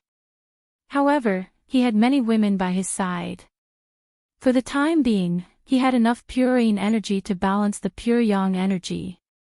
So, he was able to escape disaster time and time again. Now, he was not worried about the pure yang energy. This was because he was confident that he could suppress it. After listening to the inner demon's introduction, his eyes changed slightly as he looked at the mountain peak and said, "Then the pure yang energy on this mountain peak is very strong?" Of course, this is a life totem that has gathered pure yang energy for countless years. The pure yang energy contained within it is immeasurable. You can go and investigate. The residents around this mountain peak are definitely flourishing. The inner demons was full of confidence. The inner demon's words were indeed accurate. The residents around this mountain peak had always been flourishing, especially in ancient times, where many families gathered.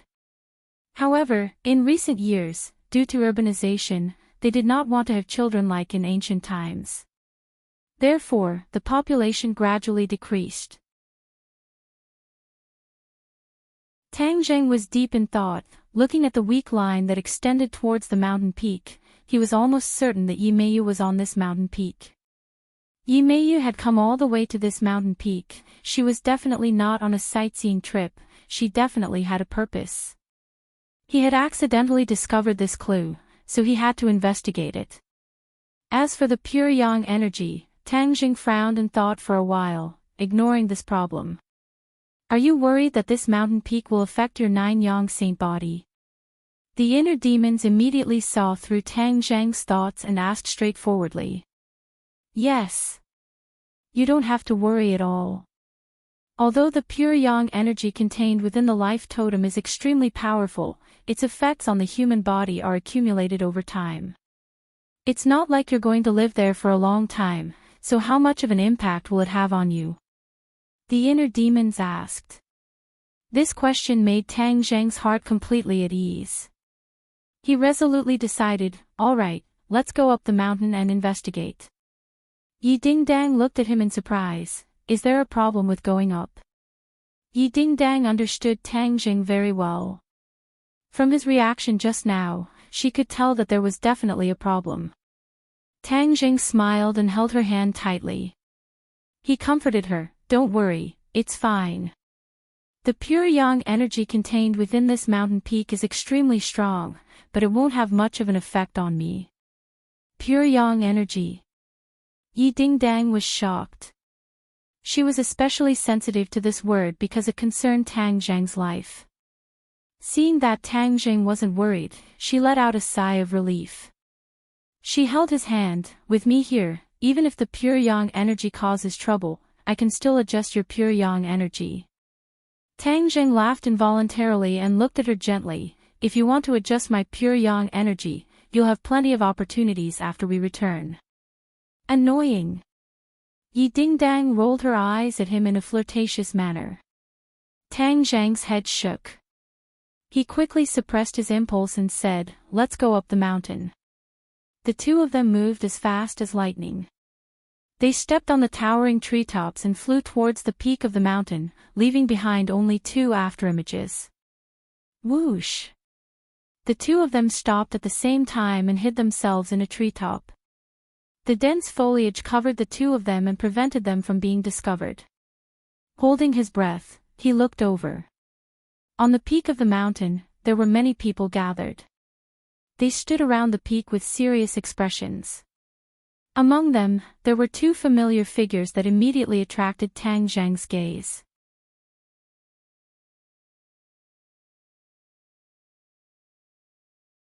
Chapter 1202. Tang Zheng stared fixedly at the two familiar faces in the distance. He had expected Yi Meiyu to be at the peak of the mountain, but he did not expect Lu Wuxin to be there as well. Ever since they parted ways at Heaven Mountain, the two of them had not seen each other. Their appearance on the mountain peak of the life totem caused Tang Zheng to immediately become vigilant. Who is that person beside Yi Meiyu? Yi Dingdang had never seen Lu Wuxin before, but she had discovered that she was extraordinary, so she asked curiously. Lu Wuxin. Yi Dingdang was shocked. He is Lu Wuxin. She had heard a lot about the confrontation between Lu Wuxin and Tang Zheng, so she knew that he was not a good person. She asked worriedly, what are they doing here? Tang Zheng said thoughtfully, this mountain is one of the ancient life totems, and Lu Wuxin is from the ancient era. He must have some unknown scheme. Is the life totem really that magical? Yi Dingdang was very curious after hearing Tang Zheng's brief introduction. Tang Zheng did not doubt the inner demon's words, so he nodded and said, perhaps it is even more magical than we imagined. With that, he shut his mouth and asked the inner demons in his heart, can you tell what they want to do? The inner demons was silent for a moment, then said, who am I? How can these people hide their insignificant skills from my eyes? After all, the inner demons were experts who fought with the Yellow Emperor and Qiyu, and the two of them were unable to do anything to him. His knowledge and insight were naturally unquestionable. Tang Zheng was convinced and asked, since that's the case, then tell me what they are doing. They are collecting pure yang energy. Collecting pure yang energy. Tang Zheng was afraid of pure yang energy, but these people actually wanted to collect it. There must be something wrong with this, and the other party's scheme was definitely not simple. What's the use of this? Pure yang energy is a hidden danger to you, but it is a good thing for many people. Ordinary people say that men need masculine energy, and pure yang energy can increase a man's masculine energy. Ha! Tang Zheng was stunned for a moment.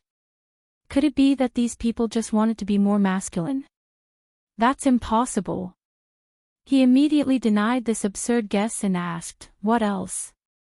The inner demons pondered for a long time before asking, "Do you still remember the soul of the golden crow that you shot?" Tang Jing nodded. Of course he remembered. The soul of the golden crow nurtures a lot of pure yang energy. That's why the golden crow can transform into a sun and emit blazing heat. Your shooting sun arrow struck the soul of the golden crow, causing it to disintegrate. It's not easy for these scattered souls of the golden crow to gather again. It's very time-consuming. However, if a large amount of pure yang energy is injected into it, it can greatly shorten the time it takes for the soul of the golden crow to gather again. What's the secret behind this? Pure yang energy is like a magnet, and the soul of the golden crow is like an iron nail. Using pure yang energy to absorb the incomplete soul of the golden crow will result in twice the result with half the effort. Do you understand? Tang Jing suddenly realized that this metaphor was very vivid. The inner demons were quite up to date with the times. However, this news shocked him. The soul of the golden crow could actually gather again in a very short time. Didn't that mean that there would be another 10 suns illuminating sky?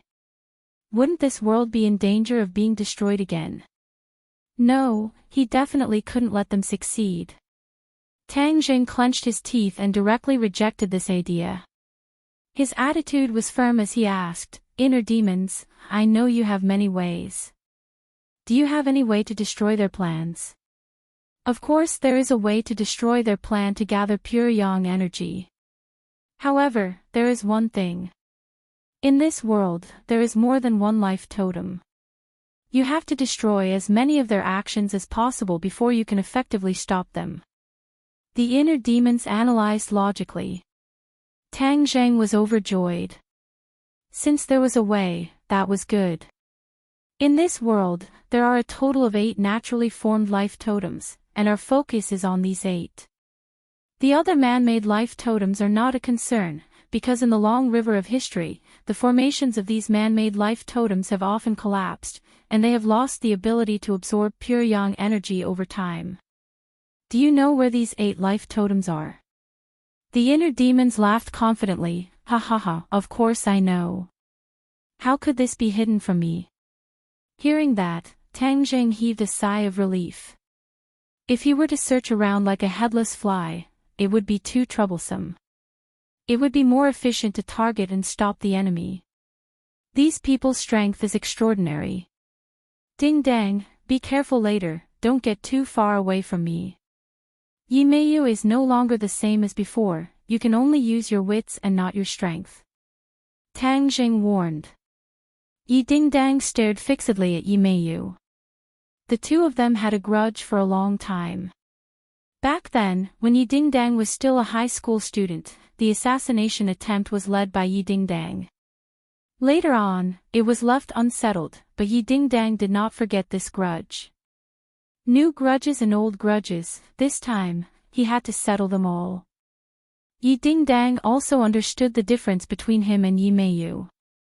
In the past, Yi Dingdang was able to crush Yi Meiyu in all aspects, but now, because of the nightmare, Yi Meiyu's strength had increased greatly. She had already soared into the sky and reached the nascent soul stage, far surpassing Yi Dingdang's cultivation of the 9th stage of the innate stage. The difference in strength between the two sides was like heaven and earth, but Yi Dingdang was not afraid at all. The stronger the enemy, the stronger the fighting spirit in her heart. Seeing the gap between the two sides, Yi Dingdang was not discouraged. Her cultivation speed was extremely fast, and she understood that this had a lot to do with Tang Jing. After the two of them were in harmony, her cultivation would improve. Especially after accumulating for a long time, this kind of improvement was especially obvious. Therefore, Yi Dingdang's current cultivation had already surpassed her parents, Yi Tianlei and Feng Xinyang. If it was in the past, Yi Dingdang would never have dared to dream that such a day would come so quickly. But when this day came, she did not cheer. Instead, she calmly accepted all of this. Yi Tianlei and Feng Xinyang were also very happy, and in private, they praised their daughter a lot. The two of them agreed on a general strategy and quietly jumped down from the treetops, landing on the mountain peak. The bare mountain peak was not as lush as the vegetation at the foot of the mountain. When the two of them appeared, they immediately attracted the attention of many people. Among them was Yimeyu. She looked at Tang Zheng in shock. She had used her heart's dream traceless spell to see Tang Zheng causing a ruckus in the Ya family and ruining her plan. She was furious, but she did not expect the other party to appear in front of them so quickly. How did he find them? In addition, how did he break her heart's dream traceless spell? Yimeyu had a stomach full of questions. She glared at Tang Zheng hatefully, gritted her teeth and said, "Tang Zheng, Yi Ding Dang, you guys sure have guts, you actually dared to deliver yourself to my doorstep. Humph, do you not want to live anymore? Yimeyu, you colluded with outsiders and controlled so many innocent people in the Ya family, making them live like puppets. Your thoughts are too vicious. For the sake of those innocent people, we absolutely cannot let you succeed." Yidingdang's question was powerful and moving. Yimeyu scoffed and laughed sinisterly in disdain. "Ha ha ha, Yidingdang, you're dreaming too much. Do you still want to be the so-called envoy of justice? You don't have the strength, so you're not worthy." Hearing Yimeyu's unbearable words, Tang Zheng's face changed, and he roared, "Yimeyu, then see if I'm worthy or not." With that said, he rushed in front of Yimeyu. Yimeyu retreated in panic, and the other old subordinates of the Yellow Emperor all launched ferocious attacks at Tang Zheng. All kinds of magic treasure flew in the air, dazzling, revealing their killing intent. Yimeyu quickly stopped retreating. She had already retreated to the edge of the cliff and had nowhere to retreat to. Behind her was a cliff that was tens of thousands of feet high. Tang Zheng snorted, and took out the heaven-shocking bow and the shooting sun arrow. With a buzzing sound, the bowstring trembled, and the shooting sun arrow seemed to have eyes. With a few puffs, the two enemies at the front fell to the ground and died. Tang Zheng did not show any mercy. It was clean and tidy. The killing intent was shocking. Lu Wuxin held a crystal-clear jade bottle in her hand and saw Tang Zheng's arrival, but she remained indifferent. She chanted and activated a spell, causing the jade bottle to shine brightly. Boom! With a loud sound in the sky, the jade bottle flew up and floated upside down above the mountain peak. As the light flickered, a huge amount of energy was sucked into the jade bottle from the mountain peak. Tang Zheng subconsciously stopped in his tracks and raised his head to look at the jade bottle. He was extremely familiar with this energy. It was as if he was born with it, because this energy was the pure yang force. This jade bottle was actually absorbing the powerful pure yang force contained within the life totem. The pure yang force in the mountain peak was completely mobilized, peeling off every blade of grass and tree on the mountain peak and flying towards the jade bottle. "Stop!" Tang Zheng shouted. No one responded. Instead, it was Lu Wuxin who looked at him with disdain and said, "Tang Zheng, you've ruined my plans time and time again. This time, you don't have any other helpers.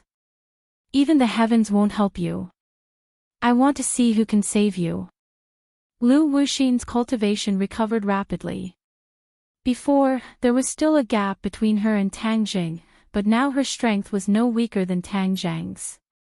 That was why she ignored Tang Zheng's attack and focused on activating her spell to absorb the pure yang force. Tang Zheng did not comment. "Your plan has been completely exposed. You want to absorb the pure yang force? No way." Lu Wuxin's expression changed slightly, and he asked, "You keep saying that you know my plan. What exactly is my plan?" This plan was the result of her discussion with Mo Xie. Ever since Mo Xie saw the scene under the Tree of Life, he had completely changed his plan. Originally, he wanted to gradually gather the soul of the Golden Crow and then revive the Yellow Emperor. However, the appearance of Azura and Chiyu gave Mo Xie a great sense of pressure and urgency. Time waited for no one, and he simply did not have the time to do it step by step.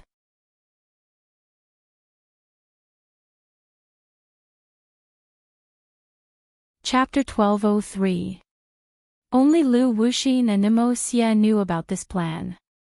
The others, including Yi Meiyu, only knew a little about it and did not know the details. They only acted according to their orders. Tang Zheng was not a roundworm in their stomach, so how could he know about this plan? Lu Wuxin thought that Tang Zheng was deliberately exaggerating and wanted to trick her, so she took the initiative to say it out loud. Lu Wuxin looked at Tang Zheng with disdain and asked repeatedly, "Why are you speechless? Didn't you say you knew about my plan? What exactly is my plan?" Looking at Lu Wuxin's ugly behavior, Tang Zheng shook his head. Lu Wuxin was too arrogant and overconfident. She did not know that Tang Zheng had a know-it-all inner demons hidden in his body and saw through their plan at a glance. You want to absorb the pure yang energy contained in the life totem and then use it to gather the soul of the golden crow, so as to revive the yellow emperor. Tang Zheng talked endlessly.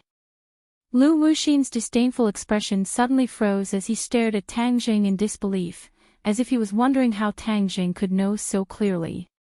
Hearing this, the others also looked at Lu Wuxin. These former subordinates of the Yellow Emperor did not know the details, but from Lu Wuxin's change of expression, they immediately understood that Tang Zheng had guessed correctly. Tang Zheng looked at Lu Wuxin with a faint smile and asked, "Do you want me to continue?" Lu Wuxin shouted hysterically, "Where did you learn all this from?" "It seems that I guessed correctly," Tang Zheng said with a smile. Of course, he would not reveal his hidden trump card, the inner demons. This made Lu Wuxin unable to figure out. The way she looked at Tang Zheng changed again and again, but in the end, there were not many clues. No matter how you found out about my plan, what's the use? Can you stop it? This is an irresistible trend. Anyone who tries to stop us will die. Lu Wuxin's face revealed a fervent expression. You are quite confident, but I want to tell you, I want to completely destroy your plan. Tang Zheng's voice was loud and clear, and he was also extremely confident. Lu Wuxin raised his head and laughed maniacally, saying disdainfully, "Arrogant words. I'll kill you first and let you know the consequences of your arrogance." Kill. A sharp battle cry pierced through the sky like a sharp knife tearing through the air, trying to tear apart Tang Zheng's body. Tang Zheng's 2 fingers gently pinched the bowstring, and when his fingers loosened, the heaven-shocking bow that did not have any sun-shooting arrows shot out an invisible force, tearing the incoming sound wave into pieces. The others tried to besiege Tang Zheng, but found that Tang Zheng had already passed through them and arrived in front of Lu Wuxin. Heartless Willow. Lu Wuxin let out a low roar. Her coarse hands trembled and the heartless willow glowed in green light. Willow branches grew crazily and swept towards Tang Zheng. Break! Tang Zheng roared, and the sun-shooting arrow flew out from the heaven-shocking bow, breaking the willow branch at its waist. However, before the willow branch could land on the ground, a new willow branch grew out, and instantly flew in front of Tang Zheng. In the next second, it seemed like it was going to wrap him up like a big dumpling. Tang Zheng exclaimed. The willow branches grew much faster than before, which made up for Lu Wuxin's shortcomings. No wonder she was so confident. It turned out that her power had increased greatly, and the attack of the heartless willow had also risen to a new level. What's the use of that? Tang Zheng was not afraid at all. He had defeated Lu Wuxin several times before, and although Lu Wuxin's aura was even stronger this time, causing him to be unfathomable, he still had absolute confidence. Sun-shooting arrow, split into 9, break. With a thought from Tang Zheng, after giving the order, the sun-shooting arrow quickly split into 9 sun-shooting arrows. This was the magical aspect of the sun-shooting arrow. Not only could it combine 9 arrows into one, it could also split into 9, with many different attacking methods. The 9 sun-shooting arrows circled in the air and shot down from 9 different directions. Puff puff puff, a series of piercing sounds rang out. Not only the willow branch, even the heartless willow had a small hole pierced through it. The green light emitted by the heartless willow instantly dissipated by a lot. This scene caused Lu Wuxin to fly into a rage. His eyeballs almost popped out of their sockets. He stared at Tang Jing hatefully, and roared, "You dare to hurt my heartless willow." Tang Jing snorted coldly, "Not only will I hurt your heartless willow, I will not even let your people off." Killing intent surged, causing people to feel deep veneration. The 9 sun shooting arrows understood Tang Zhang's intention and quickly shot towards Lu Wuxin. Lu Wuxin flew into a rage. "You really think you can hurt me?" Lu Wuxin pointed his finger at the heartless willow, a drop of dark red blood dripping from the tip of his finger, quickly merging into the heartless willow. In an instant, the heartless willow shone brightly, revealing a demonic red color. The heartless willow crazily grew like many pythons. It was not just one willow branch, but more than 10 willow branches. They all rolled towards Tang Jing, giving off an imposing aura that made people tremble in fear. Tang Zheng's face sank, realizing that this attack was more than twice as powerful as before, but he was not to be trifled with. He recalled the sun shooting arrow, knocked it, and firmly placed it on the bowstring. Whoosh! The sound of the air being torn apart suddenly rang out, forming a conspicuous ripple. The heartless willow met the attack head-on, tearing the air and letting out a series of sharp hissing sounds, like the hissing of a poisonous snake. Bang! The sun-shooting arrow was the first to break a willow branch, but its attack did not slow down. 3 more willow branches were cut in half, but the other willow branches had already entangled the sun-shooting arrow, causing its attack to come to an abrupt halt. With the sun-shooting arrow trapped, Tang Jing felt as if his hands and feet were bound, his breathing involuntarily quickened. Lu Wuxin laughed sinisterly. "Tang Jing, the heartless willow was fed with my blood, and its mind is connected to mine. Do you really think it only has that little attack power? You underestimate me too much." "Tang Jing, don't underestimate Lu Wuxin. Back then, he was a Mahayana realm cultivator, but now that he has just been reborn, his strength has been depleted, and he's only in the apotheosis realm. His heartless willow is very strange, and many people have suffered great losses back then. Otherwise, she wouldn't have become the #1 female general under the Yellow Emperor." The inner demons warned. He had a close relationship with Tang Jing, so of course he did not want to see him lose. Tang Jing did not comment, but his understanding of Lu Wuxin had increased by another level. He asked, "What other strange tricks does the heartless willow have?" "You'll know when you see. Lu Wuxin is about to use his ultimate move. Be careful, dodge." The inner demons only had time to warn him. Tang Jing was shocked. He looked over and saw that the heartless willow had changed. Wisps of red smoke were emitted from the willow leaves, and with a gust of wind, they swept towards Tang Jing. On the ground, wherever the red smoke passed, the flowers and plants withered, and even the rocks and soil turned blood red. It was extremely frightening. "Get out of the way!" The former subordinates of the Yellow Emperor cried out in shock. They understood Lu Wuxin and her methods quite well, so when they saw this scene, they understood how powerful it was. However, there was still one who didn't manage to dodge in time and was enveloped by the red smoke. He let out a scream and then stopped abruptly. It was as if his throat was being strangled. His flesh and blood dissolved at a speed visible to the naked eye. After a few seconds, he became a skeleton. However, the bones were permeated with a strange red color, which made one's hair stand on end. What is this? Tang Jing quickly retreated a few steps and stood in front of Yi Dingdang to protect him. Blood willow. The evolved state of the heartless willow. Lu Wuxin said arrogantly. Tang Jing was shocked, so this was the evolved state of the heartless willow, no wonder its attack power had increased so much, especially the red smoke, which made one's hair stand on end. On the other side, the battle between Yi Dingdang and Yi Meiyu had also entered its climax. Yi Dingdang's cultivation was much weaker, but her perseverance and battle experience were outstanding. She had been in danger several times, and although she had been injured, she did not let Yi Meiyu succeed.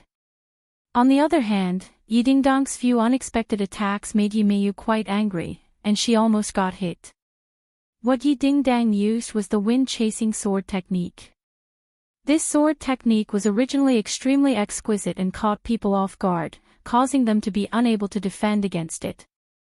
Back then, Yi Xuanji had wanted to imitate the wind-chasing sword technique, but in the end, he was unable to learn the essence of it and ended up becoming a laughingstock.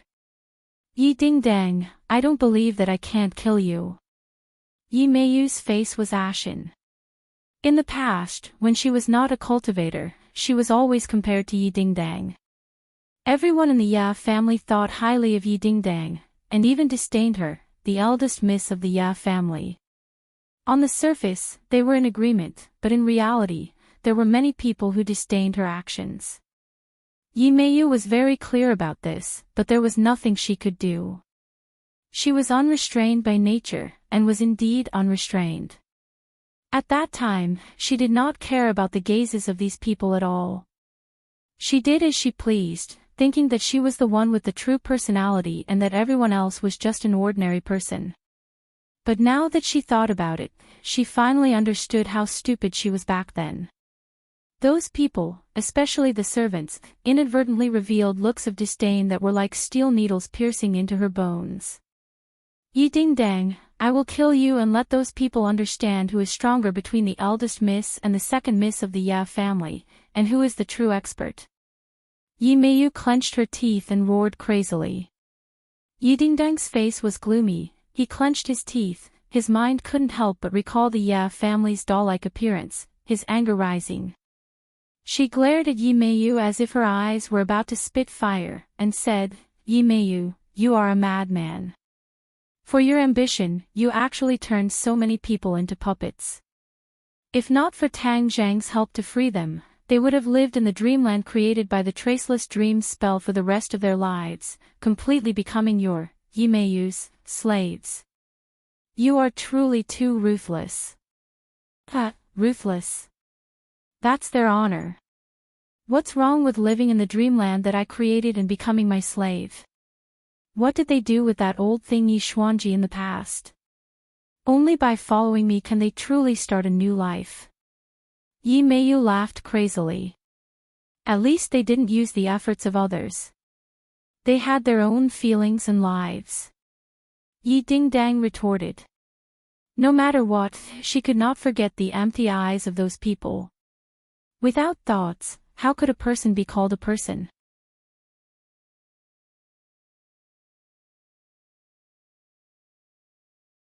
Chapter 1204. You are a madman, there is simply no way to communicate with you. Although I do not recognize myself as a member of the Yi clan, but for the Yi clan to produce someone like you, it is truly the Yi clan's misfortune and shame. You don't even let off your own family, you are simply not human. Yi Dingdang hysterically roared, she was simply too angry. You don't have the qualifications to judge me, none of you have the qualifications. Yi Meiyu glared angrily and retorted. Yi Dingdang did not say anything else, she raised her sword and thrust it forward, as fast as lightning, as fast as a storm. She was not afraid of Yi Meiyu. Although she was at a disadvantage, she took the initiative to attack again and again.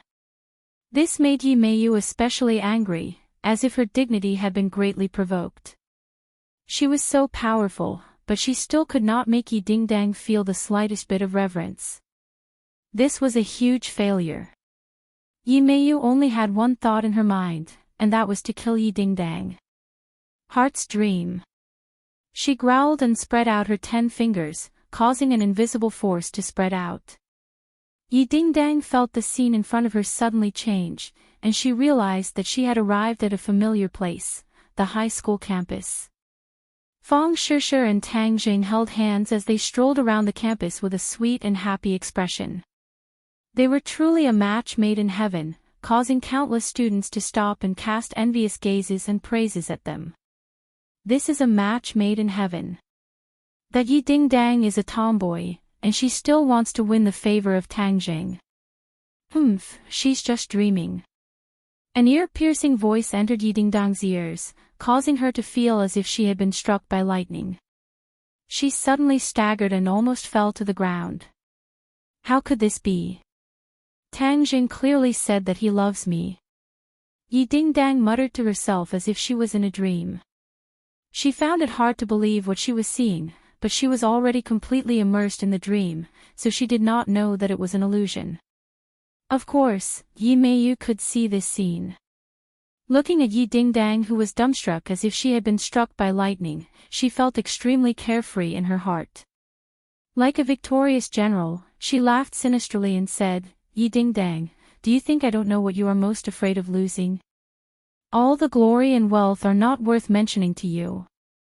Only this man is your life. Letting you know the face of a man is a fatal blow to you. Yi Dingdang was trapped in the dream and could not extricate herself. She could almost hear the sound of her heart breaking. Her face was pale and her lips were trembling. She wanted to rush up and question Tang Jing, but in the end, she did not have the courage. The ear-piercing words of the surrounding crowd were like sharp knives that stabbed into her heart, causing her heart to be riddled with holes. She could barely breathe as she clutched her chest, on the verge of collapse, as if she could fall to the ground at any moment. Suddenly, Tang Zhang and Fang Shishir seemed to have noticed her. They both turned their heads to look at her and gave her a strange smile. This smile contained too many meanings, such as ridicule, disdain, and so on and so forth. In short, this smile was enough to make people feel like they were about to collapse. Yi Dingdang fiercely trembled, her expression fluctuating. Yi Meiyu was extremely carefree. Ever since she was young, she had never felt so carefree. It was as if she had drunk a cup of iced red bayberry juice on a hot summer day. The feeling was indescribable. But suddenly, Yi Meiyu's face froze. She looked at Yi Dingdang in disbelief, thinking, what is she doing? Yi Dingdang laughed. This smile made Yi Meiyu extremely uneasy, because this was supposed to be a heartbroken moment. Why would she laugh? Could it be that she had received too much of a shock and went crazy? How could Yi Dingdang go crazy? Her willpower far exceeded that of an ordinary person. Although she had suffered an unprecedented blow this time and was on the verge of collapsing, when she saw the smile that Tang Jing and Yi Meiyu revealed to her, her body and mind were greatly shaken, and a kind of absurd feeling assaulted her heart. It was as if a switch had been turned on at the bottom of her heart, illuminating her body and mind, causing her to come to a sudden realization. Dream, all of this is a dream created by Yi Meiyu's heart dream. Yi Dingdang muttered to herself, she had already seen through the mystery. She had actually used her own strength to break through the shackles of the heart dream. Although the heart's dream was powerful, it had a huge flaw, and that was that it had to be as close to reality as possible. Otherwise, if it was too outrageous, or if it deviated from the knowledge of the person who entered the dream, everything would collapse. This was like a skyscraper. Without the support of a foundation, everything was like a pavilion in the air. It was extremely illusory. Yi Dingdang had discovered something that did not conform to reality, and her heart had received a great shock. Only then did she see through the mystery and wake up from the dream.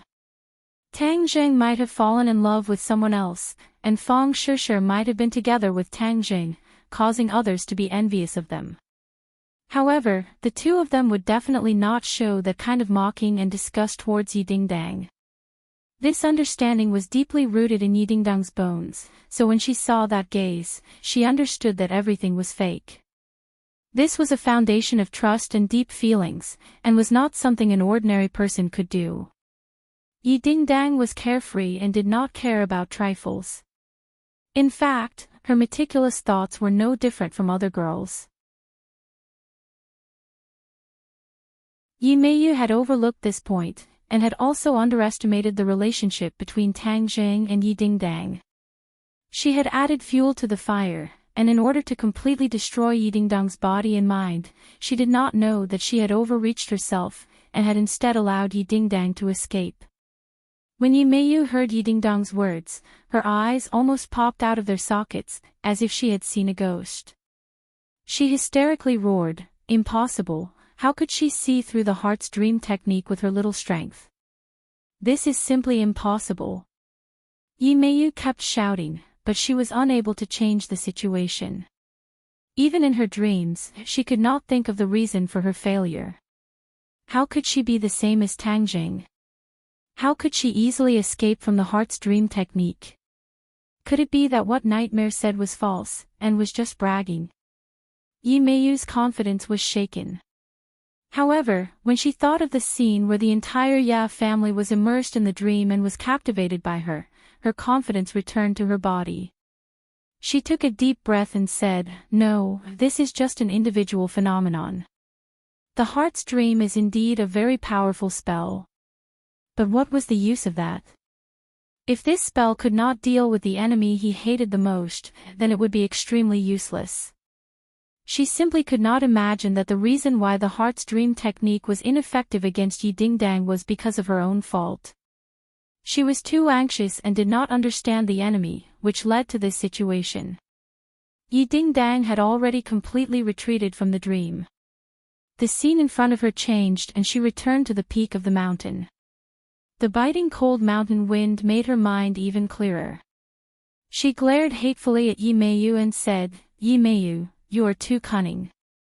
You actually used this kind of dream to scare me, but your scheme still failed. Yi Dingdang, even without a dream, I can still kill you." Yi Meiyu roared, but she did not seem to have any confidence as she rushed towards Yi Dingdang. After Yi Dingdang broke through the traceless dream technique, her confidence was greatly boosted. Her wind-chasing sword technique's attainments had once again risen to another level. On the contrary, Yi Meiyu was flustered and did not have any ideas. The originally disparity in strength between the two sides was actually difficult to determine the victor.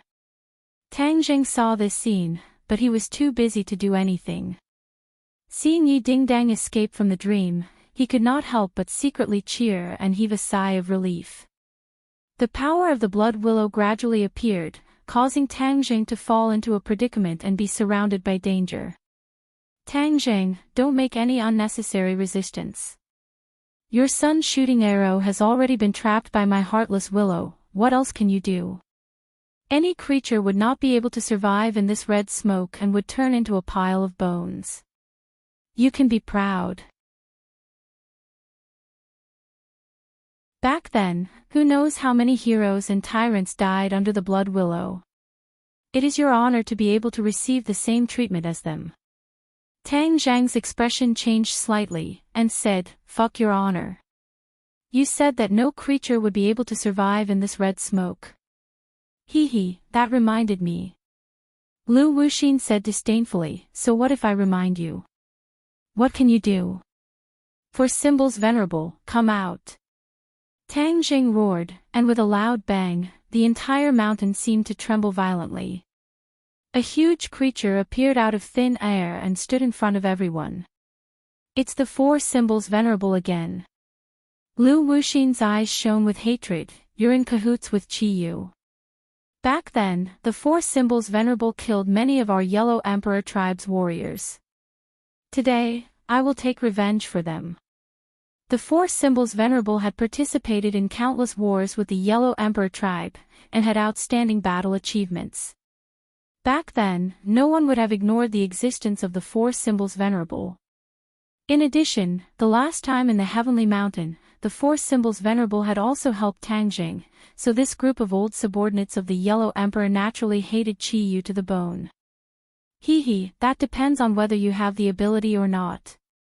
Tang Jing disdainfully retreated. Using his hand as a sword, he forced Yi Meiyu back, picked up Yi Dingdang, and flew up to the four symbols venerable, then disappeared into his chest, safely entering the core of the four symbols venerable. "Come back. Yi Meiyu fiercely stomped her feet, but she was unable to catch up. "Four symbols venerable, destroy them." Tang Zheng gave the order. The four symbols venerable did not say anything, and strode towards Lu Wuxin. Lu Wuxin knew how powerful the four symbols venerable was.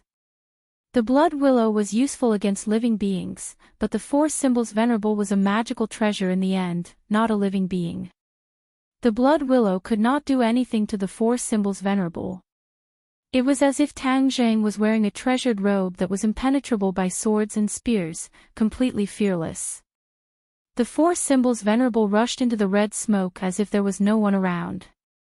He grabbed a willow branch, and with a fierce tug, it was forcefully pulled off from the heartless willow.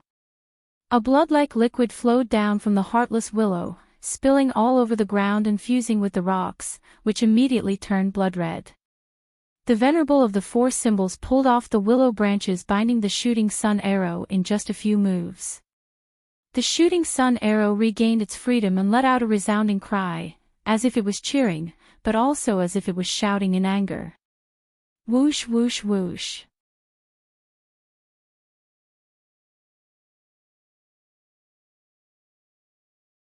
Chapter 1205.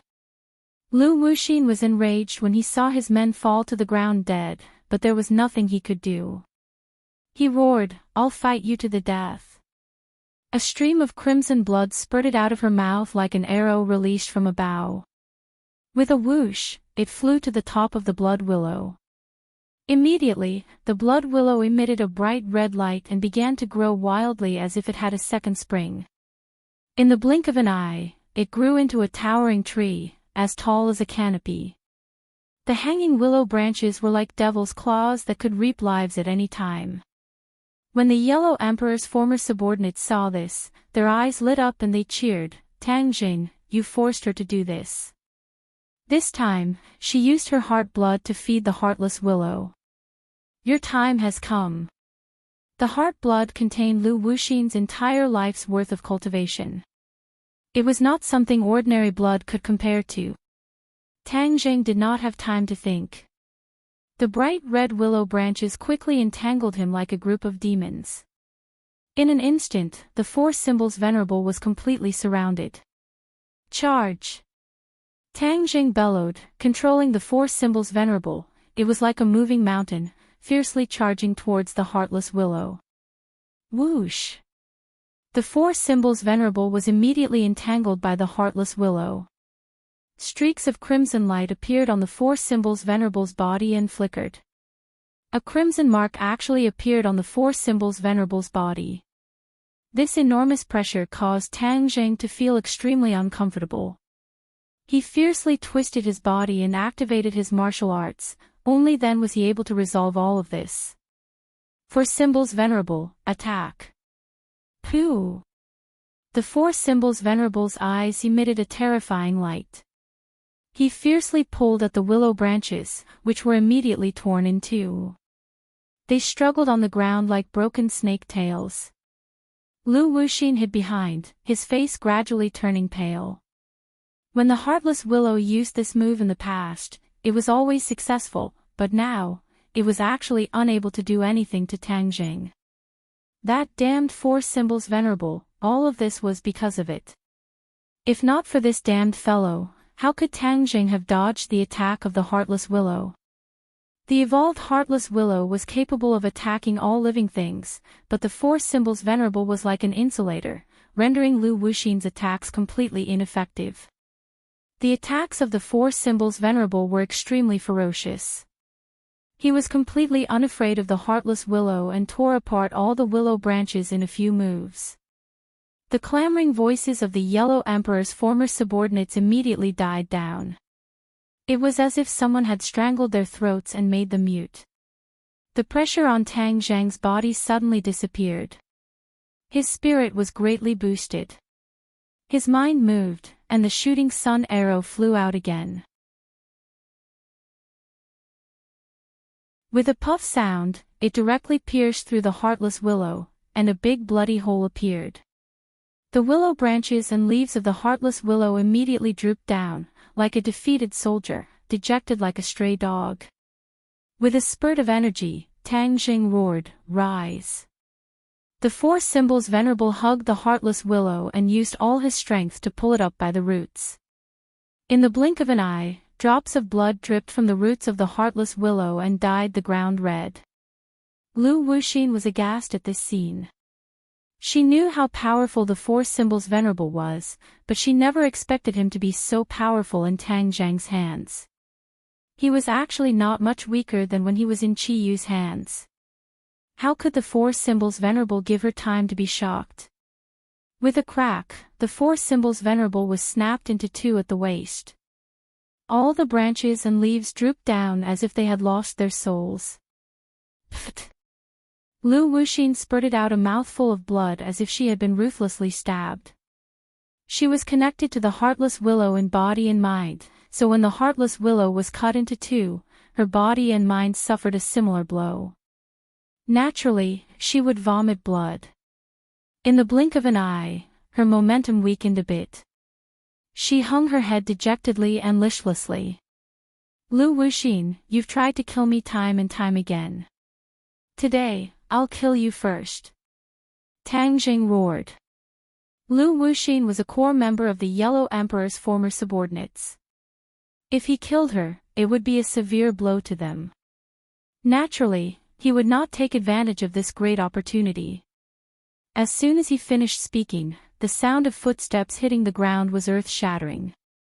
The four symbols venerable charged at Lu Wuxin. Lu Wuxin retreated in panic. Without the heartless willow, her fighting strength was greatly reduced. Against the four symbols venerable, she felt a sense of defeat. Careful! The other former subordinates of the Yellow Emperor screamed and chased after her in an attempt to stop the four symbols venerable's attack. However, the four symbols venerable quickly left them behind and took the lead, instantly arriving in front of Lu Wuxin. Lu Wuxin had nowhere to retreat. Behind her was a bottomless cliff. Even if she could fly, she could not completely escape the four symbols venerable's attack. She clenched her teeth and her eyes flickered as she tried to think of a countermeasure. Suddenly, her eyes lit up as she came up with a plan. I've got it. Tang Jing, don't you have the 9 yang saint body? Didn't you want to stop me from gathering pure yang energy? I'll fulfill your wish. Tang Jing did not know that danger was approaching. Although victory was in his grasp, he was still very cautious, afraid that something out of the ordinary would happen. He really did want to kill Lu Wuxin. Lu Wuxin stopped retreating and silently formed a hand seal with her fingers. A formless energy rippled from the ground, immediately causing a subtle change to take place in the massive life totem mountain. The originally concealed pure yang energy erupted like a volcano and soared into the sky like a tornado, instantly engulfing Tang Jing. This pure yang energy did not attack Tang Jing. Instead, Tang Jing was like a giant whirlpool while the pure yang energy was like little boats that were sucked into the whirlpool without resistance. In other words, the pure yang energy contained within the life totem seemed to have found an outlet. Tang Jing's body trembled and the four symbols venerable immediately stopped. The great inertia almost caused the four symbols venerable to fall off the cliff. What's going on? Tang Jing's expression greatly changed as he discovered some clues. The enormous pure yang energy had actually rushed into his body like a stream flowing into the sea. In the blink of an eye, the pure yang energy had taken over both his body and mind, surging through his 8 extraordinary meridians to every part of his body. This caused an ominous premonition to surface in Tang Jing's heart. His body contained a lot of pure yang energy and he was very familiar with this energy. However, he usually kept a respectful distance from it. Now that such an enormous amount of pure yang energy had entered his body, he immediately realized that danger was right in front of him. Pure yang energy was not a good thing for him. If he stored too much in his body, he would be one step closer to the god of death. He knew very well that there were only a few months left until his 20th birthday. That was the time that truly worried him. Although he seemed to have forgotten about this matter on the surface, he was still very clear in his bones that he was still far from being able to overcome this crisis. The purine energy he had absorbed before was only a temporary solution to the problem. The final problem was not so easily solved. Seeing the four symbols Venerable stop, the others all looked over, not understanding why the four symbols Venerable had stopped at the last moment.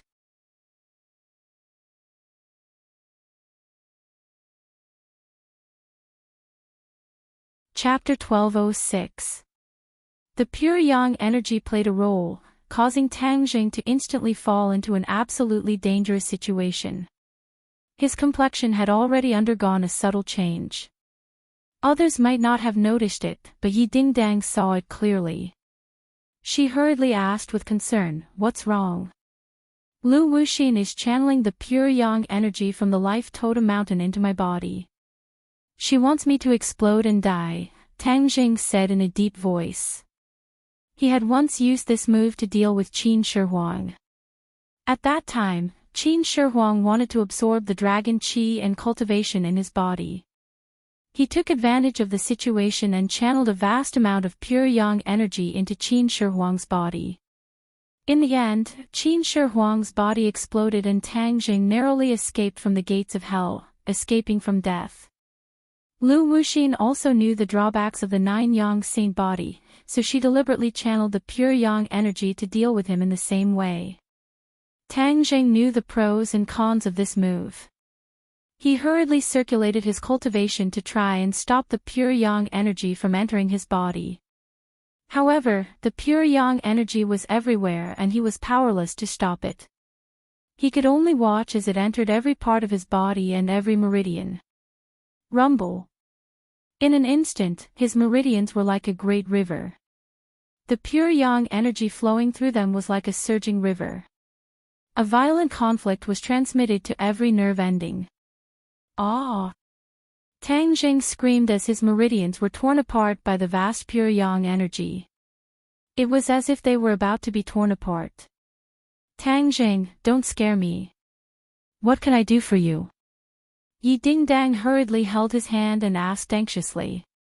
When the two of them held hands, a strong attractive force came from the center of their palms. Hiss! Yi Dingdang sucked in a breath of cold air. It was as if she was facing a black hole. A mysterious energy in her body was being sucked in, as if her entire body was about to be sucked in. A black hole appeared in Tang Jing's palm, but it didn't absorb anything other than purine energy. A lot of the purine energy in Yi Dingdang's body was instantly sucked away. Purine energy was very important to a woman. It was a component of the body. If it was completely absorbed, it would be fatal to the body. Yi Dingdang knew this point and also guessed that the energy being sucked out of her body was definitely purine energy. An intense tearing pain caused her to almost faint. It was like the pain of flesh and bone being separated. She had never experienced it before, but she gritted her teeth and didn't make a sound. She knew that Tang Jing's pain was definitely more intense than hers. It was evident from his gradually trembling body and his frown and the beads of sweat that dripped down his face. He has reached the most dangerous moment, I have to support him. If he wants to absorb the purine energy, then I don't mind giving up all of my purine energy, as long as he is safe. She silently made up her mind. However, as her purine energy was. Tang Jing's entire body and mind was resisting the pure yang energy, so he didn't notice the changes in Yi Dingdang's body. A cold energy entered his body and gradually neutralized a part of the pure yang energy, making him feel as if he was bathed in a spring breeze. He took a deep breath and before he could be happy, he found that the cold energy was like a clay ox entering the sea. It was instantly submerged by the mighty pure yang energy. It didn't change the situation. Almost instinctively, he quickly circulated his cultivation and absorbed the purine energy. In an instant, the pure yang energy in Yi Dingdang's body was almost emptied. Her body went soft and fell to the ground. She looked at Tang Zheng with blurred eyes. She couldn't even make a sound. She could only open her eyes with difficulty and look at Tang Zheng. She silently prayed in her heart, Tang Zheng, you must get better. You are invincible. Pure yang energy can't defeat you. I believe in you, you can do it. Tang Zheng's eyes were looking straight ahead, so he didn't notice Yi Dingdang on the ground. The last bit of purine energy he absorbed finally had an effect, allowing Tang Zheng to avoid the danger of his body exploding. But with the pure yang energy rushing through his body, his meridians had been widened by a third. This kind of tearing pain almost made him faint, but his willpower was extraordinary, so he forcibly resisted it. Tang Zheng, you cannot die. You still have a great responsibility on your shoulders. The life and death of countless people are related to you. You must survive. He secretly warned himself, and his consciousness was gradually pulled back from his wandering state to reality. The scene in front of him became clear. His eyes suddenly opened wide as he looked at Yi Dingdang on the ground. He loudly shouted, Dingdang, what happened to you? He picked up Yi Dingdang and found that her aura was unstable and very weak. His expression changed as he asked, Dingdang, what happened? Yi Dingdang was still conscious, so she weakly said, seeing that you're fine, I'm relieved. Tang Zheng's head trembled as he suddenly remembered the energy that had neutralized the pure yang energy. Wasn't that purine energy? In this sealed environment, where could there be purine energy? Besides Yi Dingdang, who else could provide it? He immediately realized that he must have absorbed too much purine energy, causing Yi Dingdang to become like this. He investigated a bit and found that the purine energy in Yi Dingdang's body was very weak, almost negligible. Of course he knew how important purine energy was to women. In the past, he had only absorbed a small portion of their purine energy. The harmony between yin and yang was beneficial to both parties. This time, he had drained the pond to catch all the fish. The severe consequences could be imagined. She was harmed by me. As if he had been struck by lightning, his entire body began to tremble.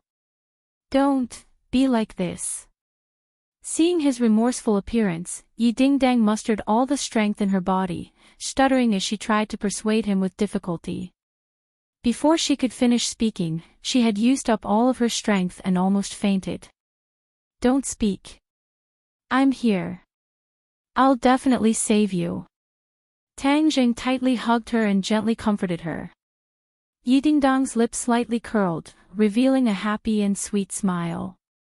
Lu Wuxin continuously activated the array, injecting pure yang energy into the four symbols venerable.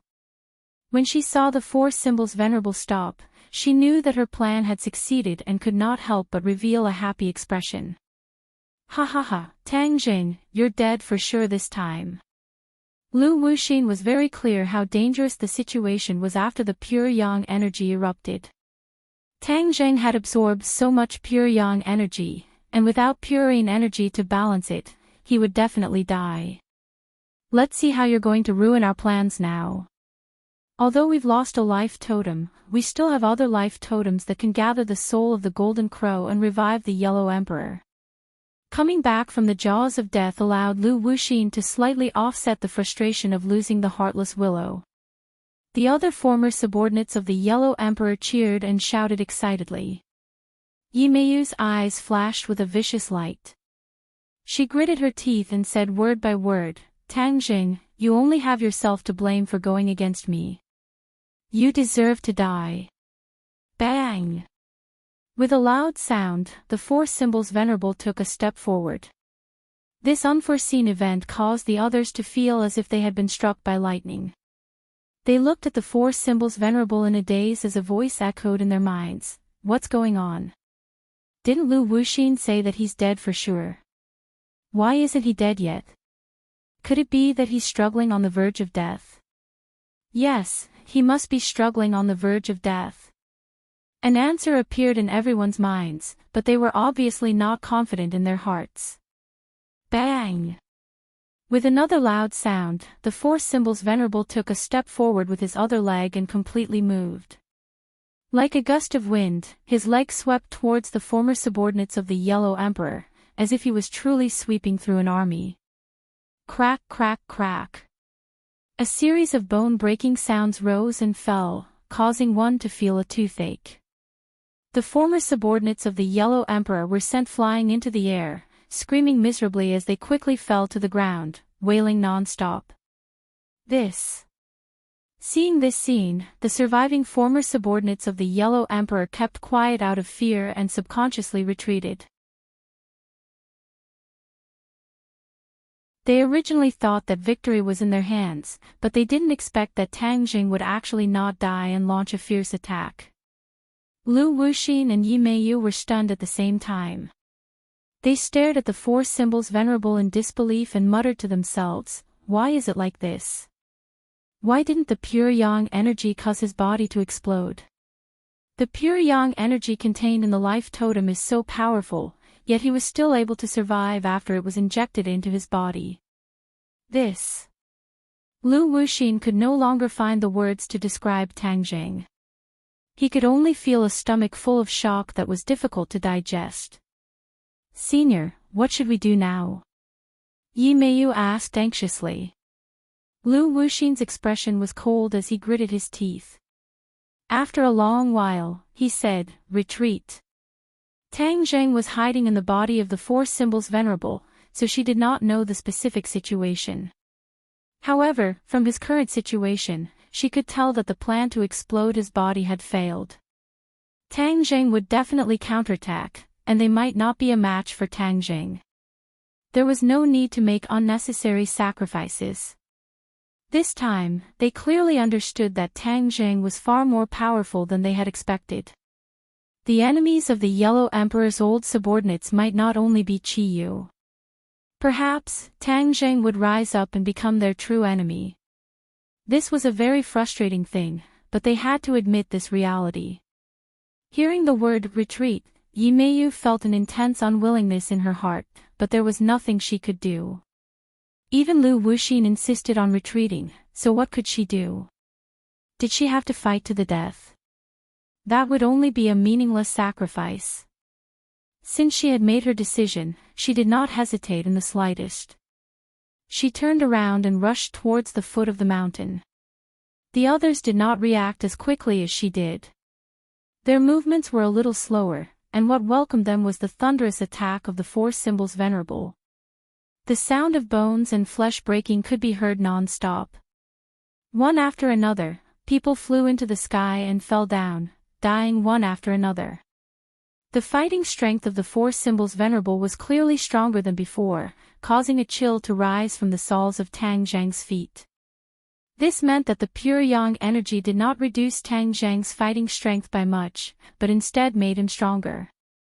This was too unbelievable, but looking at the scene in front of him, he had no choice but to admit that this was reality. She couldn't care less about the others. She quickly fled to the foot of the mountain. In this battle, not only did she lose the Heartless Willow, but her body also suffered quite a bit of damage. When she returned this time, she definitely needed to properly recuperate.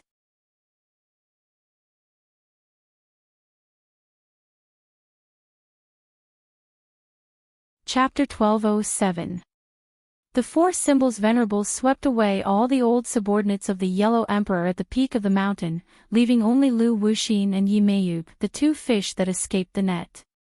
However, they were unable to take advantage of the situation and chase after them, because Tang Jing had also reached the critical moment of life and death.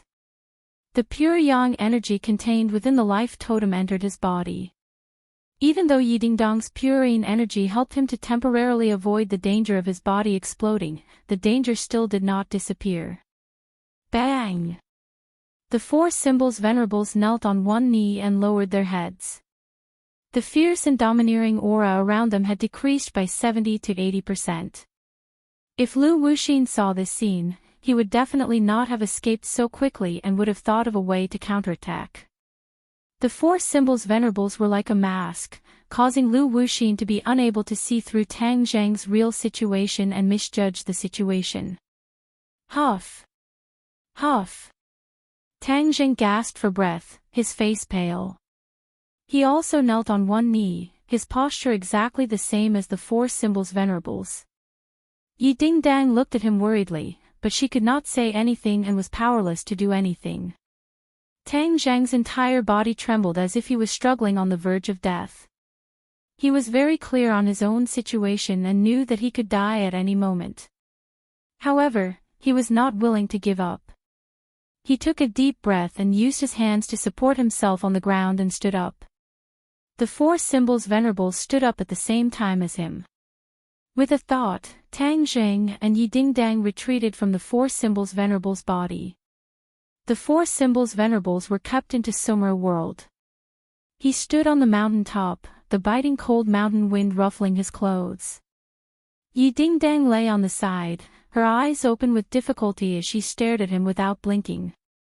Dingdang, I will definitely protect you back and find a way to cure you.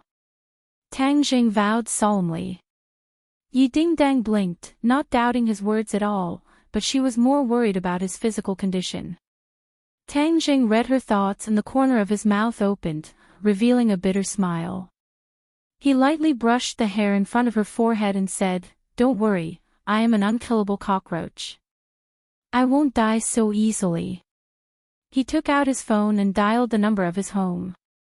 After a few beeps, a clear but dignified voice rang out. "Empyrean Fairy, please send someone from home to pick me up. Something has happened here and I can't leave unharmed for the time being." Tang Zheng said concisely. The Empyrean maiden seemed to be very surprised. She asked, "What happened?" "You'll know when someone from my family comes. I'm here. The sooner you get here, the better." Tang Zheng told the Empyrean Fairy's location. With her and her family's intelligence, they would be able to accurately find him. Empyrean Fairy did not ask further, but her heart trembled. Tang Zheng had never asked for help so weakly before. He must have encountered something very serious, so there was no time to lose. The longer he delayed, the more dangerous it would be. Her relationship with Tang Zheng was very subtle. Under the same roof, they met each other day and night. They were no longer ordinary friends. However, after hearing this news, she did not have the time to tell anyone else. She impatiently left the capital and flew straight to her destination. The sky darkened and brightened. Tang Zheng and Yi Dingdang stayed on the peak of the mountain for an entire night. There were no traces of people, and there were no wild beasts either. Tang Zheng lit up a bonfire to drive away the cold for Yi Dingdang. His condition was simply too terrible. There was no way for him to bring her down the mountain safely, so he might as well stay on the mountain and wait for his family. Moreover, Lu Wuxin and Yi Meiyu were extremely cunning. If they were to ambush him at the foot of the mountain, with his current strength, he might not be their match. Therefore, the most effective method was to deal with all changes by sticking to the status quo. Lu Wuxin and Yi Meiyu had indeed not escaped far. They had been hiding at the foot of the mountain for a long time, but they did not see Tang Zheng coming down the mountain. However, they did not dare to rashly go up the mountain, as they were worried that they would not be able to go down the mountain. The two of them hesitated for a long time, but in the end, they did not have the courage to go up the mountain to investigate, so they turned and left. In the middle of the night, the two of them met up with the rest of the group. Seeing the two of them in such a sorry state, Mo's expression changed slightly, but he did not immediately flare up. After the others had all left, he asked in a deep voice, "What happened?" Lu Wuxin lowered his head dejectedly, and told the whole story with righteous indignation. When Mo heard this, his long eyebrows trembled non-stop. His eyes overflowed with a bright light, as if a sharp sword light was about to fly out from his pupils. Tang Zheng actually knows our plan. Yes, he guessed it word for word. Lu Wuxin was also in disbelief. Where did he get this information from? Mo Xia asked, his eyes burning as he stared at Lu Wuxin. Only the two of them knew about this plan, but an outsider knew about the details. Lu Wuxin squinted his eyes and stared back at Mo Xia. Mo Xia's expression relaxed, and said, "Of course it can't be the two of us." Mo Xia could not believe others, but he would not believe that Lu Wuxin and Tang Jing had colluded in private. This was because he understood Lu Wuxin very well. Lu Wuxin's loyalty to the Yellow Emperor could be seen by the heavens and earth, and would not change. Then how did he know? Yi Meiyu already knew about their plan. Although she was somewhat dissatisfied with them hiding this matter from her, she did not dare to say anything. Seeing that the two of them had fallen into silence, she could not help but ask curiously. Mo Xia looked at her deeply and asked, "What do you think?" Yi Meiyu was startled, and said resentfully, "This junior is ignorant, how could I know?" Mo Xia sighed inwardly, thinking that you are not being modest. Back then, when Nightmare chose you as his disciple, I'm afraid it was not the best choice. Mo Xia was able to see through people, and most people would not be able to escape his fiery golden eyes. Although Yi Meiyu had been acting all this time, deliberately concealing her actions in true style, she still gave herself away and did not escape Mo Xia's eyes. Mo Xia gradually understood this successor of Nightmare Lord. She was indeed not a person with much intelligence and wisdom. It could even be said that she was sometimes stupid. She was narrow-minded and could not achieve great goals. However, Mo Xia did not point it out. He needed Yi Meiyu's strength. Back then, Nightmare Lord played a pivotal role under the Yellow Emperor, and Nightmare Lord's successor would naturally play a pivotal role in the future. After all, Lu Wuxin was not a stupid person like Yi Meiyu. He was experienced and knowledgeable, and after Mo Xia's words, his heart suddenly lit up and he said, "Could it be that he has an expert guiding him from behind?" Mo Xia looked at Lu Wuxin with admiration. As expected of an old friend, they had thought of the same thing. Lu Wuxin could see through Mo Xia's thoughts from his reaction, and it was actually the same as hers. She quickly asked, "Then which expert is guiding him from behind? Could it be that Empyrean fairy?" They knew very little about the Empyrean fairy, as the Empyrean fairy was a person who appeared long after they died. Mo Xia muttered to himself for a while, then shook his head bitterly, "I don't think so." "Does it look like?" Lu Wuxin looked at him in astonishment. Other than the Empyrean fairy, who else could it be?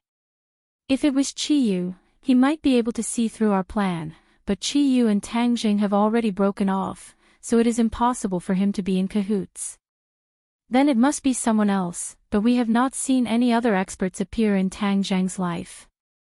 Lu Wuxin muttered to himself, constantly looking for flaws and key points. Mo Xia still couldn't see through the mystery and helplessly said, "There will be a day when the truth will surface. Since our plan has been exposed, there's no time to lose. We can't afford to slack off. Send everyone to collect the remaining pure yang energy in the life totem as quickly as possible. We can't afford to make any more mistakes this time." Mo Xia's orders were unquestionable, and Lu Wuxin had no objections. He nodded heavily and passed down the order. The Yellow Emperor's old subordinates immediately took action, setting out through the night and rushing to the remaining vitality totems. Lu Wuxin's injuries were not light, so he had no choice but to stay behind and recuperate while waiting for the good news. Mo Xia stood in the darkness, looking up at the stars in the sky. The starry sky had already returned to its appearance from hundreds of thousands of years ago. There was no fog, and the sky was clear. He could clearly see the stars in the sky. Mo Xia couldn't help but think of the scene he had seen under the Tree of Life. That Colossus, the Azura, had made his heart palpitate. That big fellow and Tang Jing were in cahoots. This time, Tang Jing had not taken out that killing weapon, which meant he had not reached the end of his rope. That made it even harder for people to see through Tang Jing. He was not like other celestials. Once they absorbed a large amount of pure yang energy, they would die on the spot, their bodies exploding. But Tang Zheng had broken this curse. This puzzled Mo Xia, and he had no choice but to reevaluate Tang Zheng. This minor character he had never paid attention to before had ruined his plans time and time again, and each time, his strength was more shocking than the last. This was karmic luck. Mo Xia believed in karmic luck. If a person who was not very strong had karmic luck and some true ability, they would definitely become an ambitious and ruthless character. They might even become the ruler of a region. Back then, the Yellow Emperor's karmic luck was better than Qi Yu's. That was why he had won and Qi Yu had lost. Mo Xia had no choice but to admit that even if Tang Zheng was not as strong as the Yellow Emperor, his karmic luck was not much worse. Could it be that in the ancient era, Qi Yu was their enemy, and now that it was the new era, they would have a new enemy? Tang Zheng. Mo Xia had a huge question mark in his heart. Regardless of whether Tang Zheng was a new enemy or not, they could not treat him lightly. They had to treat him the same as Qi Yu. Furthermore, he decided to silently investigate the expert behind Tang Zheng. If he could find this expert, perhaps he would be able to accurately assess Tang Zheng's strength and not be caught off guard. Expert. I want to see how strong you are. All kinds of experts from the ancient era have been revived one by one. Perhaps the expert beside him is one of them. If I catch him, then I will definitely have a good chat with him. Let me see what kind of person he is, to actually dare to ruin my good fortune.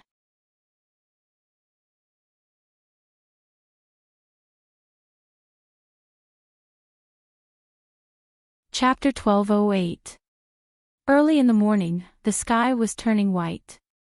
A red sun peeked out from behind the clouds, revealing a shy face. A person covered in morning dew flew over from the horizon. In the blink of an eye, she stepped on the clouds and landed on the peak of the mountain. The mountain breeze blew her snow-white dress, making her look like a fairy who had descended to the mortal world. The Empyrean fairy's eyes were like torches as she scanned the mountain peak. Everything was reflected in her eyes. Even the crystal-clear dewdrops on the leaves did not escape her eyes. She immediately saw Tang Zheng standing proudly at the edge of the cliff like a statue. His body was tall and straight, as if he could support the heavens. Yi Dingdang was leaning against his side. Her expression was dispirited and her eyes were blurred. She looked listless. The Empyrean fairy heaved a sigh of relief. As long as the two of them were still alive, the situation was not too bad. Tang Zheng. She called out subconsciously. Tang Zheng's stiff expression suddenly relaxed. He slowly turned around and looked straight at the Empyrean fairy. He felt relieved. A relaxed smile appeared on Tang Zheng's face. You are finally here. What's wrong? The Empyrean fairy asked impatiently. Tang Zheng opened his mouth, trying to explain the reason, but when the words reached his mouth, he was unable to say them out loud, as they were stuck in his throat, and a strong urge to vomit hit his heart. Pfft! He spat out a mouthful of blood. Tang Zheng's face instantly turned pale. This was because he was trying his best to suppress the pure yang energy in his body, bitterly holding on, but when he saw the ninth heaven mystical maiden, his body and mind relaxed, and the pure yang energy went berserk, causing him to instantly vomit blood. The Empyrean fairy was shocked when she saw this. She shouted, "What's wrong with you?" With a slip of her feet, the ninth heaven mysterious maiden flew in front of Tang Zheng and hugged him, preventing him from falling to the ground. I absorbed the life totem's pure yang energy. My pure yang energy erupted, said Tang Zheng with difficulty. The life totem's pure yang energy. The Empyrean maiden was shocked. She lowered her head and looked at the mountain peak under her feet. She recalled the full view of the mountain peak that she had just seen from midair. Although she was a virgin, she was not an ignorant little girl. She knew clearly what the shape of the mountain peak was. She knew a bit about the life totem. However, in her era, the life totem was no longer popular, so she did not pay much attention to it. Now that she heard Tang Jing mention it, she suddenly realized that this mountain peak was an ancient life totem. It gathered the pure yang energy of heaven and earth. Tang Zheng was also a celestial with the 9 yang saint body. It was easy to imagine how dangerous it would be for him to absorb so much pure yang energy. She glanced at Yi Dingdang beside her, and with a flash of inspiration, she immediately understood what was going on with her. This was the result of her absorbing too much of her pure yin energy. She did not sense any pure yin energy from Yi Dingdang's body. It could be seen that almost all of her pure yin energy had been absorbed. Tang Jing collapsed in the Empyrean fairy's embrace. His face gradually turned from pale to red. His meridians appeared under his skin like little snakes swimming under his skin. That was pure yang energy swimming through his meridians. His meridians gradually swelled up. The Empyrean fairy felt like she was hugging a huge furnace. It was incomparably hot and dry, as if this furnace could explode at any moment. Tang Zheng's consciousness gradually became hazy. He felt like he was walking through a sea of flames. Each flame seemed to want to devour him. The heart-wrenching pain almost caused him to faint. Hiss! He constantly sucked in cold air. Even the cool air was unable to cancel out the heat of the pure yang energy. The flames seemed like they wanted to burst out of his meridians and ignite his entire body. "Please, save him," a weak voice rang out. It was like a soft murmur, begging the Empyrean fairy. The Empyrean fairy glanced to the side and saw Yi Dingdang lying to the side. She was using all her strength to look at her with a pleading gaze. That voice had clearly come from her. She was already extremely weak. Saying those words had exhausted all her strength. Her own life was in danger, but she did not forget Tang Jing. This sincere feeling moved the Empyrean fairy. Usually, Yi Dingdang was a carefree person. She rarely showed such sincere and meticulous feelings and thoughts. This greatly exceeded the Empyrean fairy's expectations. "Don't worry. With me around, he definitely won't die," the Empyrean fairy promised firmly. With her promise, Yi Dingdang felt as if a heavy burden had been lifted off her shoulders. She knew the Empyrean fairy's strength too well. She was a woman of her word. Tang Zheng's life was no longer in danger. However, Tang Zheng's pure yang energy had erupted. What could she do? The Empyrean fairy's expression turned serious. She stared straight at Tang Zheng. The expression in her eyes fluctuated. Since she had made a promise, she naturally had to save him at all costs. However, the eruption of pure yang energy was not an ordinary injury. The treatment method was completely different. She must have enough pure yin energy to achieve a balance between yin and yang. Only then can she suppress his pure yang energy and save his life. Yi Dingdang no longer has any pure yin energy. Then, there's only me. She knew what this meant. She had a pure body. This purity had been preserved for thousands of years. Countless people wanted to taint it, but it was all wishful thinking. Among them, Qin Shi Huang was the most fanatical. Qin Shi Huang did not succeed until his death. She looked at Tang Zheng with shining eyes. His delicate and handsome face was 100 times better than Qin Shi Huang's. He was rather similar to the ideal husband in her childhood fantasy. However, she was the daughter of the Emperor of Heaven. Her status was noble. Even if Tang Zheng was outstanding in all aspects, she would not throw herself at him. However, the situation was different now.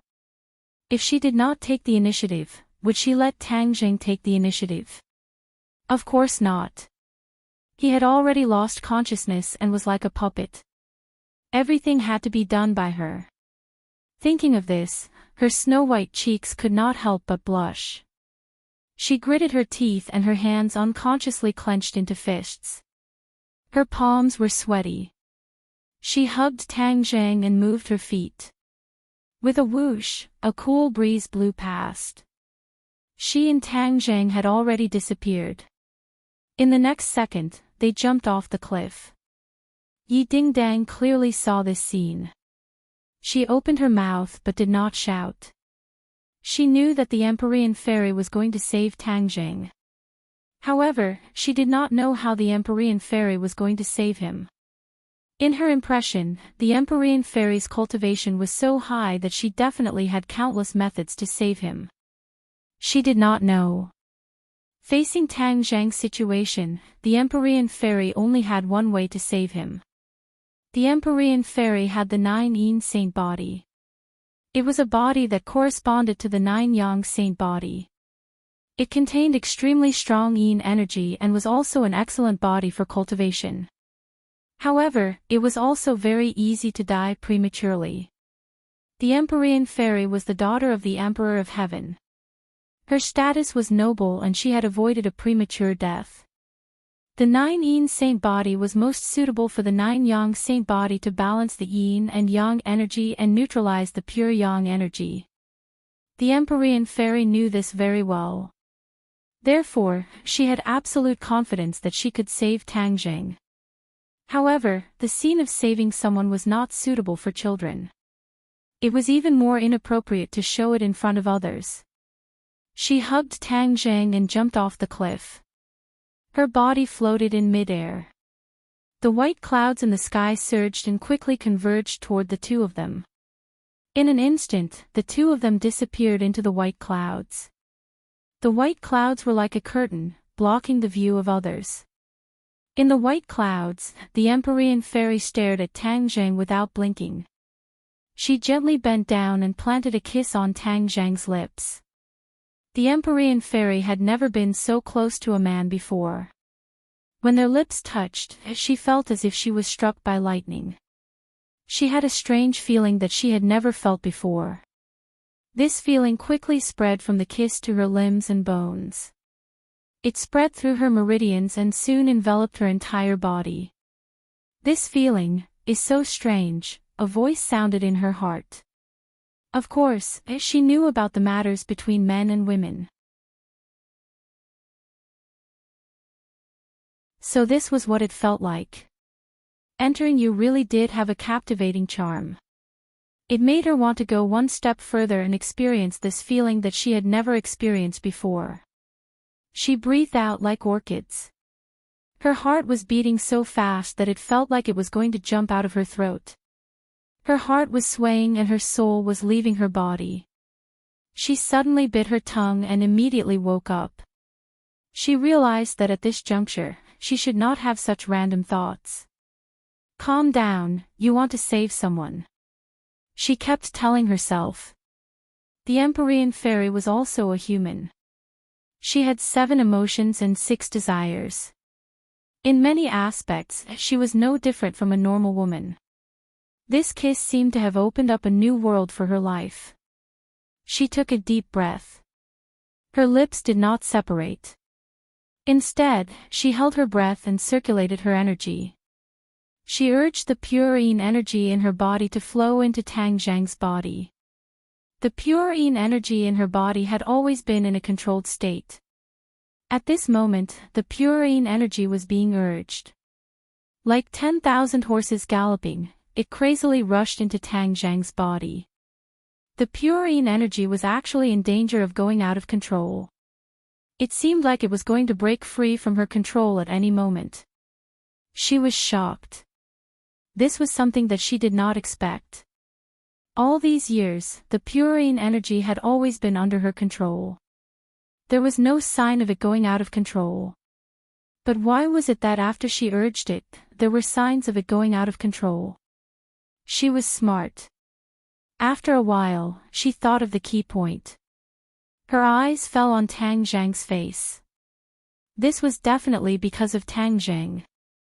The pure yang energy in his body was like a bomb that detonated her purine energy. That was why there were signs of it going out of control. In order to save him, I actually put myself in danger. Her face was serious, but she was helpless. This was already an arrow on the string. She could not stop. She could only continue forward. As for the rebellion of the purine energy, she could only think of a way to make up for it later. Of course, Tang Jing did not know about all of this. He only felt a cool feeling coming from his mouth, as if a person who was about to be dehydrated immediately tasted the taste of water. His throat moved, and he swallowed in large mouthfuls.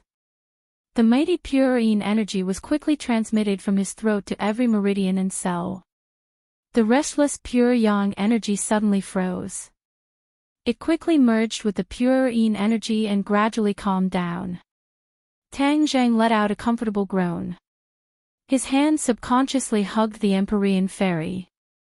Their skin was tightly pressed together. The purine energy entered Tang Jing's pores from the Empyrean fairy's pores.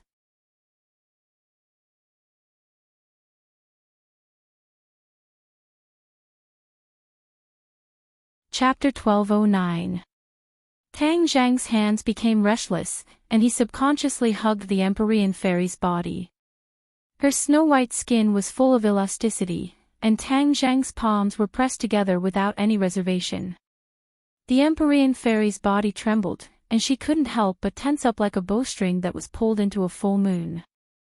Her pretty face was full of lust, and her pink face was full of anger, which perfectly explained her reaction. She stared at Tang Jing without blinking, and a murderous aura flowed out from between her eyebrows, which made people shudder. Tang Jing was in a daze, and he didn't notice it at all. His hands became more restless, and they instinctively went into her clothes. The Empyrean fairy bit her lips with her snow-white teeth and squeezed out 2 words from between her teeth. Stop. Tang Jing turned a deaf ear to her and continued to do as he pleased. The Empyrean fairy wasn't a weak woman. Seeing that her persuasion didn't work, and in fact, she knew that she couldn't persuade him, so she immediately took action by force. She grabbed Tang Jing's hand, and Tang Jing struggled with all his strength, but he couldn't break free and had to give up. I promise to save you, but I won't let you do whatever you want, she whispered to herself. She had the 9-yin sacred body, which was different from the ordinary purine body. She could freely control the purine force in her body, just like how Tang Jing controlled the pure yang force. Therefore, she could let the purine force enter Tang Jing's body without too much physical contact. Of course, Tang Jing needed too much purine force. If her hands were to be crossed, it would be very time-consuming for the transfer, and kissing could obviously speed up the process. In order to save him, she sacrificed her first kiss, which she had kept for thousands of years. How could she let Tang Jing do anything else? Although Tang Jing's body was under control, the purine force was continuously flowing into his lips, making him feel relaxed and happy. His lips opened and closed, making a sizzling sound. The Empyrean fairy's heart skipped a beat. Her face became redder and redder, and her breathing quickened involuntarily. A primitive impulse was born from the bottom of her heart and spread throughout her body, as if wanting to devour her entire body and mind. She had unknowingly let go of Tang Jing's hand. Having regained his freedom, Tang Jing burst out with high enthusiasm. His hands tightly hugged the Empyrean fairy. The Empyrean fairy tensed up, but soon softened, as if she had melted under Tang Jing's fingertips and palms. Tang Jing's hand sneaked under her skirt. Her smooth skin fell into Tang Jing's palm, as if it was about to be ignited. The Empyrean fairy was shocked. She found that her body was heating up, as if it was not her own. It was as if she was about to lose control. This feeling that she had never felt before made her instinctively alert. Her brain immediately rang an alarm bell for herself. Her eyes shone brightly, and she suddenly trembled. With a low roar, she walked out of her daze.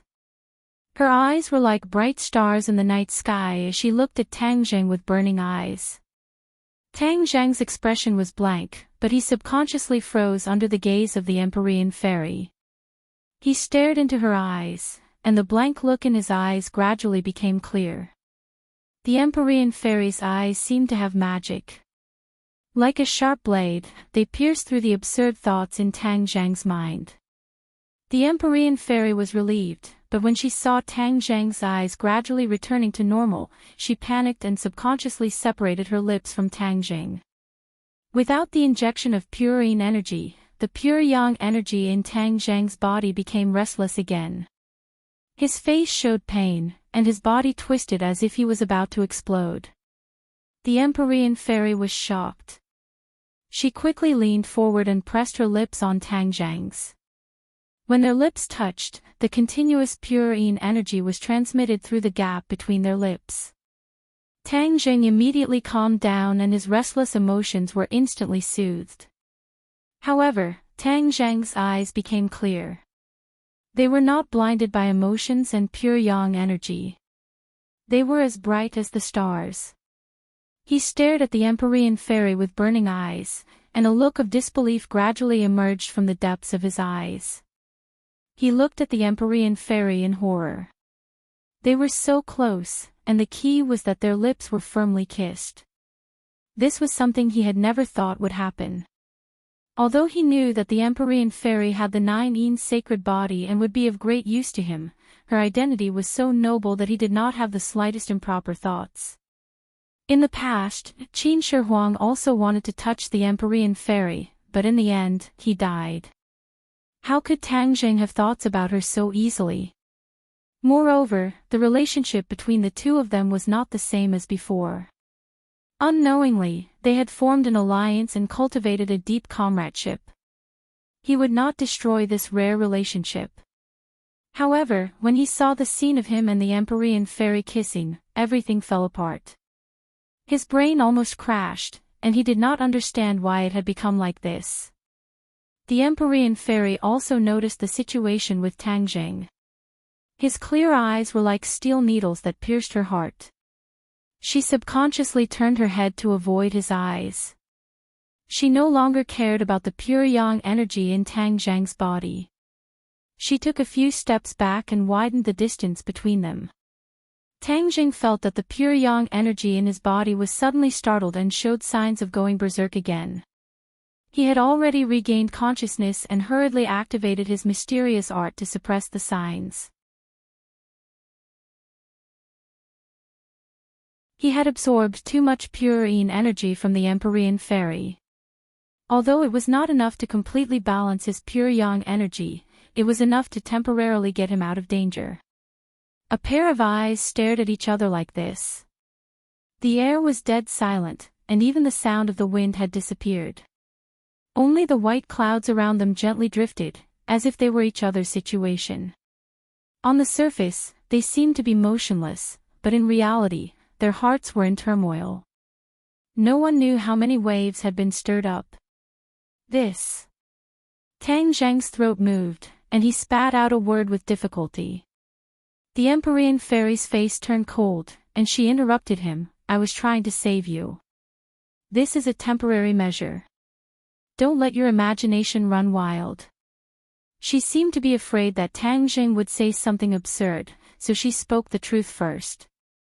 She really did not have any improper thoughts about Tang Zheng, and it was all a temporary measure to save him. But after the two kissed, a strange thought appeared in her heart. She was actually immersed in it, unable to extricate herself. Could it be that she really enjoyed that kind of situation? No. This must be an illusion. She had cultivated for thousands of years, and had never wavered in the slightest. How could she be shaken just because of this? She absolutely would not allow it. Hearing this, Tang Zheng's thoughts were complicated. He seemed to be a little disappointed, but also a little relieved. He could not tell if he was relieved by this answer, or if it was some other feeling. However, he immediately composed himself and calmly said, "I understand. Thank you for saving my life.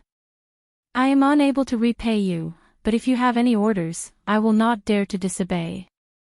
Seeing his serious appearance without any other thoughts, the Empyrean fairy felt a sense of loss. It was incomparably complicated and indescribable.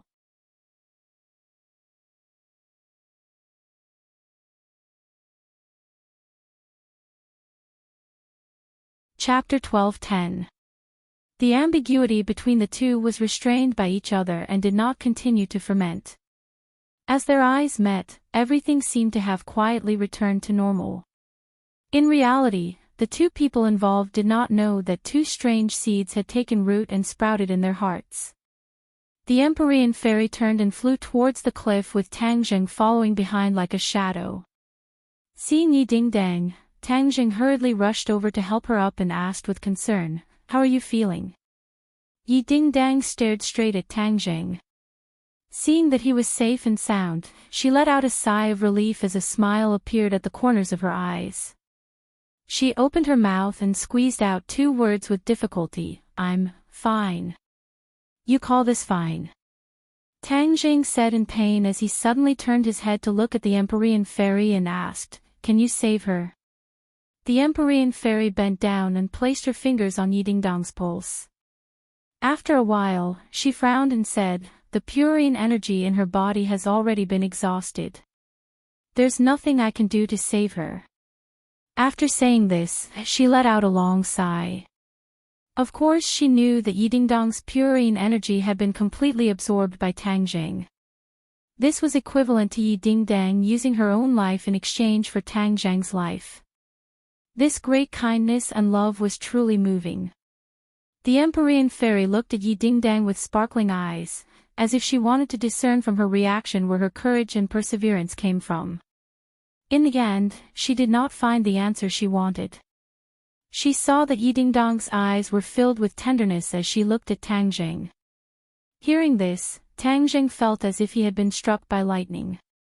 His body shook violently as he asked in a trembling voice, "How could it be like this? Is there really no way at all?" The Empyrean fairy looked at Yi Ding-dang with pity and shook her head regretfully, "There really is no other way. Purine energy is the foundation of a woman. Once the foundation is damaged, then the person will naturally be ruined." Tang Jing felt as if the sky was about to collapse. He had originally vowed that he would cure Yi Ding-dang, but he never expected that he would be unable to do so. This was equivalent to giving Yi Ding-dang a death notice. No. He shook his head violently, unwilling to believe this cruel reality. There must be a way. His eyes burned as he stared at the Empyrean fairy. He unconsciously grabbed her hand and said excitedly, "You must have another way, right? Even if there is only a sliver of hope, no matter the price, I am willing to try." The Empyrean fairy's hands were caught. She struggled slightly before she managed to free herself from Tang Jing's grasp. Her eyes twitched violently. She seemed to be moved by Tang Jing's attitude. After hesitating for a moment, she gave a cruel answer. "I have no other way." Yi Ding-dang looked at Tang Jing's soulless and pained appearance and a tear fell from the corner of her eye. She wasn't crying because she was afraid that she wouldn't live for long, but because she felt sorry for Tang Jing. She took a deep breath with difficulty and used all of her strength to stutter, "Tang Jing, don't be like this. This is my life. As long as you always have me in your heart, it doesn't matter. I am willing." "No." Tang Jing tightly hugged her and forcefully shook his head. His neck seemed like it was going to break. "I want you to always be with me. In the past, I was always busy and didn't have time to be with you. From now on, I want to spend more time with you. You can't leave me and I won't allow you to leave me." These words were very overbearing. When Yi Ding-dang heard this, the corners of her eyes bloomed with a smile, but she didn't have the strength to respond. She just stared at him without blinking. The complex emotions in her eyes were very moving. Tang Zhang looked at Yi Dingdang and then stared at the Empyrean fairy. Seeing that she was helpless, his heart was like dead ashes. It was as if he had fallen into a bottomless abyss. Yi Dingdang could feel Tang Zhang's despair and pain, but she was also helpless. She didn't even have the strength to speak again. Tang Zhang carried Yi Dingdang and walked step by step to the foot of the mountain. He didn't say a word. The Empyrean fairy quickly chased after him. She wanted to ask what was going on this time, but she swallowed her words. Now was clearly not a good time to ask these questions. The three of them accompanied each other silently as they traveled through the night and night back to Beijing. When they returned home, everyone in the house saw the scene of Tang Jing carrying Yi Dingdang. They were all stunned and began to ask about the reason. Seeing that Tang Jing didn't say a word, everyone looked at the Empyrean fairy. The Empyrean fairy shrugged her shoulders and helplessly shook her head. She also didn't completely understand what was going on. On the way back, Tang Jing didn't say a word. He was completely immersed in pain. His every expression and every action was filled with deep pain. It made people feel as if they were in his shoes. The Empyrean fairy suddenly had a flash of inspiration. It was as if she had been enlightened. She actually understood the problem that had been troubling her. Yi Dingdang was willing to sacrifice so many people for Tang Jing. Tang Zhang was like a walking corpse, suffering great pain. These two people had sacrificed themselves for each other and paid a great price. All of this was because of love. The Empyrean fairy had never experienced love before. She also never thought that love would have such great magic that it would make people willingly make such great sacrifices and changes. However, looking at the two of them, she seemed to understand that the magic of love was far beyond her imagination. If I could also experience the magic of love, what kind of scene would that be? A strange thought suddenly appeared in her mind. It gave her a fright, but she quickly suppressed this thought. She had been chased for over 1,000 years. How could she change so easily? Fong Shishir rushed over and firmly grabbed Yi Dingdang's hand. She loudly shouted, "Dingdang, what's wrong?" Yi Dingdang opened her eyes and looked at Fong Shishir. She lightly blinked her eyes and pretended to be relaxed as she revealed a playful expression. It was as if she wanted to comfort Fong Shishir. However, Fong Shishir saw her like this and felt as if a knife was being twisted in her heart. She and Yi Dingdang had unknowingly changed from rivals in love to sisters. Their hearts had long since walked together. They tightly hugged each other and accompanied each other. Tang Dehai's expression was solemn as he walked over. Seeing that Tang Jing was silent and didn't reply to the other people's questions, he asked, "Little Zheng, tell us, what happened?" Hearing his grandfather's words, Tang Jing finally raised his head and swept his gaze across everyone's faces. Everyone deeply felt the sorrow in his heart and their hearts were filled with sorrow. When we went to the Ya family, we discovered a strange phenomenon. Tang Jing explained in detail that they had gone to the Ya family, then followed Yi Meiyu's magic all the way and discovered the plot of the Yellow Emperor's old subordinates. Furthermore, they had a great battle. Tang Zhang's pure yang energy had exploded, and Yi Dingdang was willing to sacrifice herself to save his life.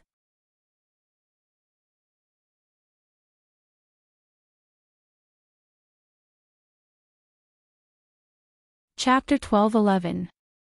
Everyone stared fixedly at Yi Dingdang. Yi Dingdang's cheeks flushed red as she lowered her eyes in embarrassment. She thought to herself, how can I be as good as he says? But she couldn't say a single word.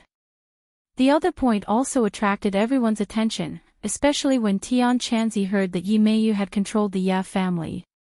He was extremely surprised, that little girl has actually become so powerful.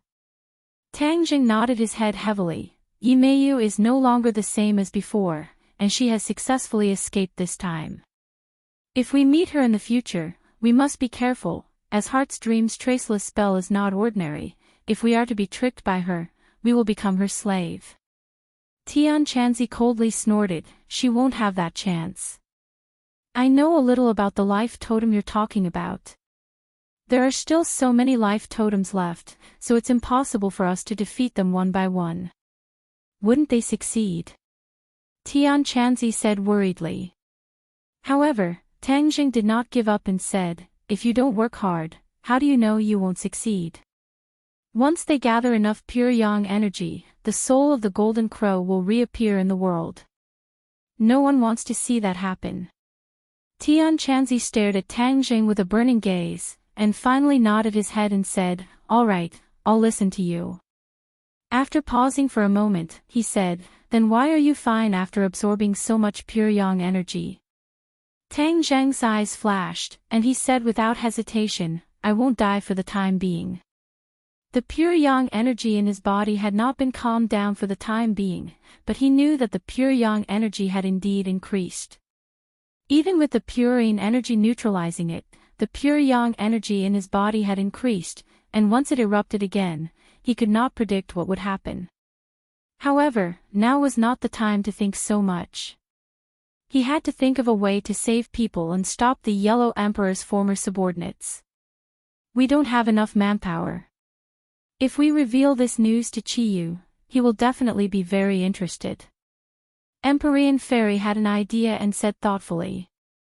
The others' eyes lit up, especially Tian Chanzi, who immediately agreed, that's a good idea. When the sandpiper and the clam fight, the fisherman will benefit. Tang Zheng was not a person who was bound by formalities. Now that the situation on his side was not optimistic, it was a good idea to use Qiyu with a small plan. Alright, let's reveal the news to him. Tang Zheng agreed. Although Qiyu's whereabouts were mysterious, Tang Zheng believed that Qiyu would definitely leave an informant and keep an eye on him. Therefore, it was not difficult to reveal this information to Qiyu. Yi Dingdang became like this in order to save Tang Zheng. The old man's heart was heavy. She was a big girl, but in the end she became like this.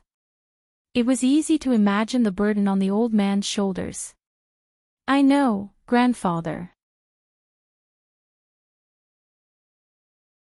Tang Zheng nodded his head with a heavy face. He immediately gave Yi Tianlei and Feng Xinyang a call. After saying a few simple words, he hung up the phone. Everyone in the room had worried expressions. Feng Shishir accompanied Yi Dingdang by her side, secretly crying. She was a strong girl, but seeing her best friend like this made her heart feel like it was being stabbed by a knife. It was more painful than what happened to her. A moment later, Yi Tianlei and Feng Xinyang rushed in. Feng Xinyang shouted, what happened to Dingdang? When she saw Yi Dingdang lying on the sofa, motionless, with a weak breath, Feng Xinyang's face changed. She rushed over like the wind and grabbed Yi Dingdang's hand. She asked with concern, Dingdang, what happened to you? Yi Dingdang blinked her eyes and tried to squeeze out a smile, but there was no reaction. Feng Xinyang and Yi Tianlei looked at each other, their hearts thumping as they revealed an aghast expression. As parents, they were most afraid of seeing this scene. The two realized that the situation this time was not normal and that something serious had happened to their daughter. Yi Tianlei, as a man, was relatively steady. He looked at his daughter and his gaze fell on Tang Zheng. Seeing his dignified expression and unconcealable grief, Yi Tianlei's heart immediately sank into the abyss.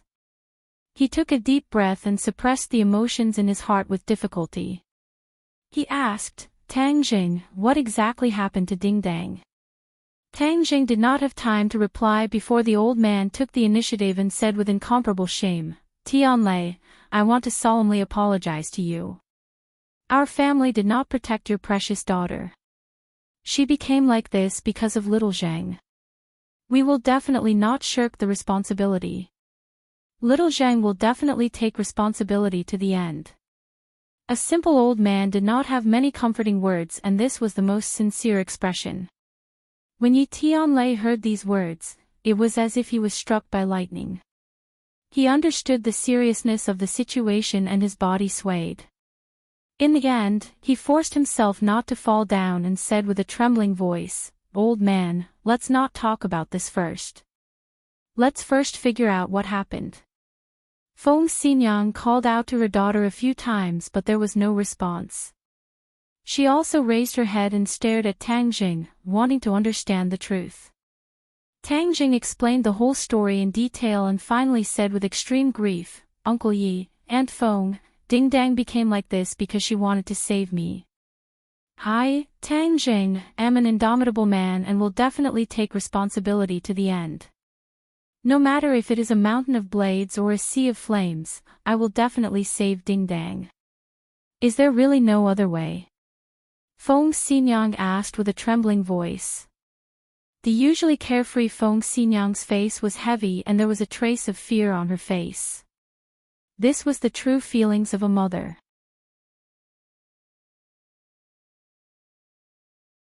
No matter what her usual style was, at this time, her maternal side was naturally exposed. Tang Jing shook his head. Even the Empyrean fairy did not have a way, what else could he do? However, he did not completely give up hope. If Yi Ding Dang was really unfortunate enough to leave this world, then her soul would go to the ghost realm.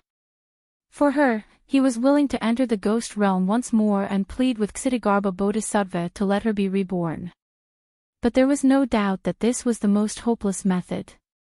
If she was reborn, perhaps she would not be in this body. Would that still be Yi Ding Dang? The soul was, but the body was not. Therefore, it would not be a complete Yi Ding Dang. Unless there was no other choice, he would definitely not take this step. But was there any other way? Facing Feng Xinyang's question, Tang Zhang's throat moved. He swallowed his saliva and blurted out, "No dash." Before he could finish the second half of his sentence, he was interrupted by a voice. "Don't jump to conclusions yet. I found a way." This voice was like a bolt of lightning that split open the clouds above his head. His heart tightened and his eyes lit up. He asked with anticipation, "Inner demons, you have a way." Previously, the inner demons had been silent and the Empyrean fairy had vowed that there was no other way.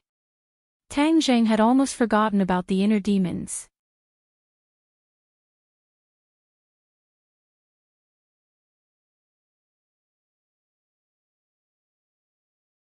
Chapter 12:12. The inner demons had been silent the whole time, but they suddenly spoke. This meant that they had thought it through carefully. Tang Jing naturally thought of this point, and his mood became excited. The inner demon's proud voice sounded again, "Who am I? How could such a small matter be difficult for me?" Tang Zheng ignored the inner demon's boasting and hurriedly asked, "Then what can we do?" The inner demons muttered, "Find a place of absolute yin and re-inject pure yin energy into Yi Ding Dang." Ah! Tang Zheng was shocked. He had never heard of a place of absolute yin. Where is this place of absolute yin? Look at you making a fuss. What is there to make a fuss about? You have to know that since there is a life totem in this world that gathers pure yang energy, then there will also be a place where pure yin energy gathers. The inner demons explained. Tang Zheng suddenly realized that it made sense. But the key point was that a place of absolute yin was not an ordinary place. It was not easy to find. Do you know where there is a place of absolute yin? Tang Zheng asked the key point. The inner demon stammered, "As long as you put your heart into it, you will find it." Tang Zheng rolled his eyes. The inner demons did not know. Then the chances of finding a place of absolute yin were close to zero. Seeing his silent and uncertain expression, the other people's gazes were all attracted to him. Feng Xinyang was worried about her daughter's safety and asked, "Tang Jing, is there really no other way?" Tang Jing seemed to have woken up from a dream. He looked at Feng Xinyang in a daze, wanting to say something but hesitating. "If you have something to say, just say it. Why are you still being so wishy-washy at this time?" Feng Xinyang said sternly. The old man also earnestly advised, "Little Zheng, if you have any ideas or difficulties, just say it. Everyone can pool their wisdom and work together. Tang Jing pondered for a moment and said, there is a way, and that is to find a place of extreme yin energy. From there, we can inject pure yin energy into Ding Dong's body and let her fully recover. Yin field. Tian Chanzi immediately raised his eyebrows and exclaimed, the land of extreme yin is the most dangerous place in the world, and very few people know about it. In any case, as far as I know, no one in my generation knew about the yin terminating land. It was said that the yin field was very beneficial to many people who practiced the yin soft cultivation method. It could greatly increase one's power in a short period of time.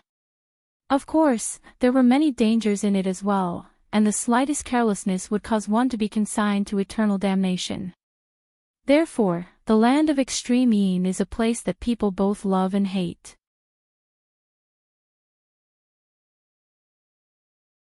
Hearing Tian Chanzi's introduction, everyone's interest was piqued, especially Feng Xinyang and Yi Tianlei, who said at the same time, no matter how dangerous the land of extreme yin is, as long as there is a chance for Ding Dang, then we will not hesitate even if we have to die 10,000 times.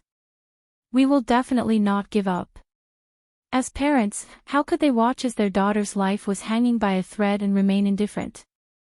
Even if there were thousands of difficulties and tens of thousands of dangers, they would still step forward without hesitation.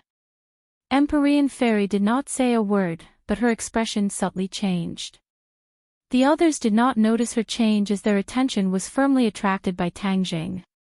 Yi Dingdang heard that it was so dangerous and blinked with all her might, as if she wanted to dissuade her parents from taking the risk, but to no avail. On the contrary, Fang Shishir said with a resolute expression, for Ding Dang, I will also go to the land of extreme yin. I must find a way to save Ding Dang. Yi Dingdang heard this and the corners of her eyes flashed with tears. She tried to use her eyes to stop Fang Shishir, but there was no way.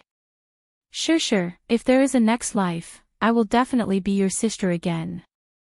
Yi Dingdang silently thought in her heart. These days, she and Fang Shishir were together and understood each other more and more. In the past, although they were classmates, they were like people from two different worlds and did not understand each other that much. Now that they were living under the same roof, getting along day and night, and had a tacit understanding to form a united front, their friendship grew day by day and they had developed into sisters. Seeing everyone's solemn vow, Tang Jing said solemnly, everyone's morale is commendable, but the key is that no one knows where the land of Purine is. We do not have any clue or direction, we are like headless flies, aimlessly moving around. Although the land of extreme yin is mysterious, there will definitely be some records of it in the long river of history. Let's go through the ancient records and maybe we will find something. Fang Shishir was smart and quick-witted, immediately thinking of a way. Tang Zhang's eyes lit up. There were many amazing people in the archaeology department who had read all kinds of historical materials, maybe they would find something. This made him overjoyed as he hurriedly said, everyone, don't worry, I will go back to the school to organize people and investigate where the land of extreme yin is. However, this was a long-term and huge project. It was almost impossible to restore Yi Dingdang in a short period of time. This was a desperate situation, trying to treat a dead horse as a living horse. Wait! Suddenly, a pleasant voice exploded, but it was like rolling thunder that swept over. Empyrean Fairy stood up, her expression was strange as she looked at Tang Jing strangely.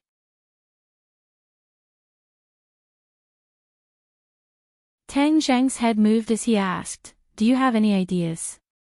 Empyrean Fairy was not in a hurry to answer, but asked back, are you sure that the land of Purine has a way to save Ding Dang?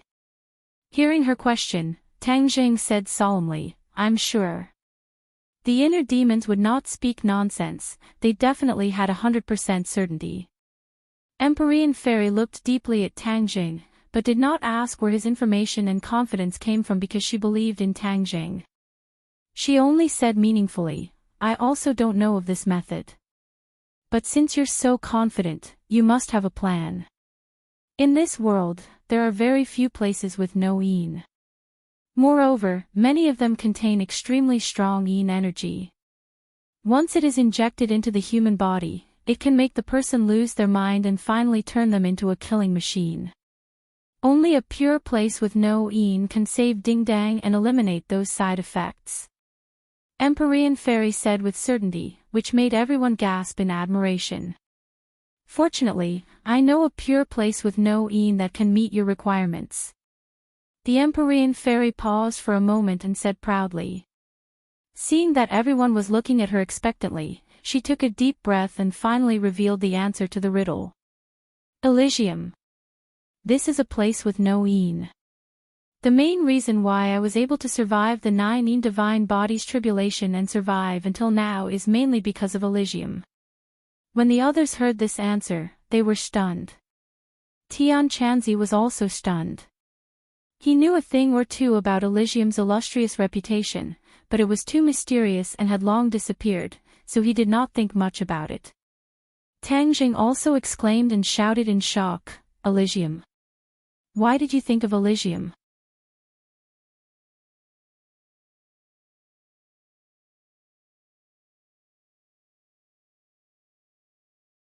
Chapter 12-13. The Gate of Heaven was a place of yin elimination and could save Yi Ding Dang. This news was beyond everyone's expectations and lit a fire of hope. Everyone looked at the Empyrean Fairy with burning eyes. The Empyrean Fairy glanced at Yi Ding Dang and said calmly, The Gate of Heaven is my father's legacy. If it wasn't to save Ding Dang, I would never have made it public. The others also understood this logic and were secretly convinced by the 9th Heaven mystical maiden's deep sense of righteousness and generosity. This was especially true for Yi Tianlei and his wife. They took a few steps forward and directly arrived in front of the 9th Heaven mystical maiden. Their words were sincere and incomparably moved as they said, Fu Yao, thank you. As long as we can save Ding Dang, we will work like cows and horses to repay your great kindness. The Empyrean Fairy looked at the two calmly and pointed at Tang Jing, You don't have to thank me. Although I know that the Gate of Heaven is a place of yin elimination, I don't know how to save her. You should thank Tang Jing. Yi Tianlei and his wife quickly turned to look at Tang Jing. Before they could say anything, Tang Jing took the initiative and said, Uncle Yi, Aunt Feng, this is my duty. I won't shirk my duty. Hearing him say this, the two felt relieved. Feng Xinyang nodded secretly. She didn't misjudge him. This handsome young man was affectionate and righteous. She was relieved to entrust her daughter to someone like him. After saying this, Tang Jing couldn't wait to ask the Empyrean Fairy, Where is the Gate of Heaven? We will go now. The Gate of Heaven is not as simple as you think. It is a place of yin elimination. When my 9 yin saint body broke out, I used a large amount of pure yin energy in the Gate of Heaven to suppress it. Then I was lucky to escape. The Empyrean Fairy explained patiently. Shouldn't the 9 yin saint body break out with pure yang energy? Why did you use pure yin energy to suppress it?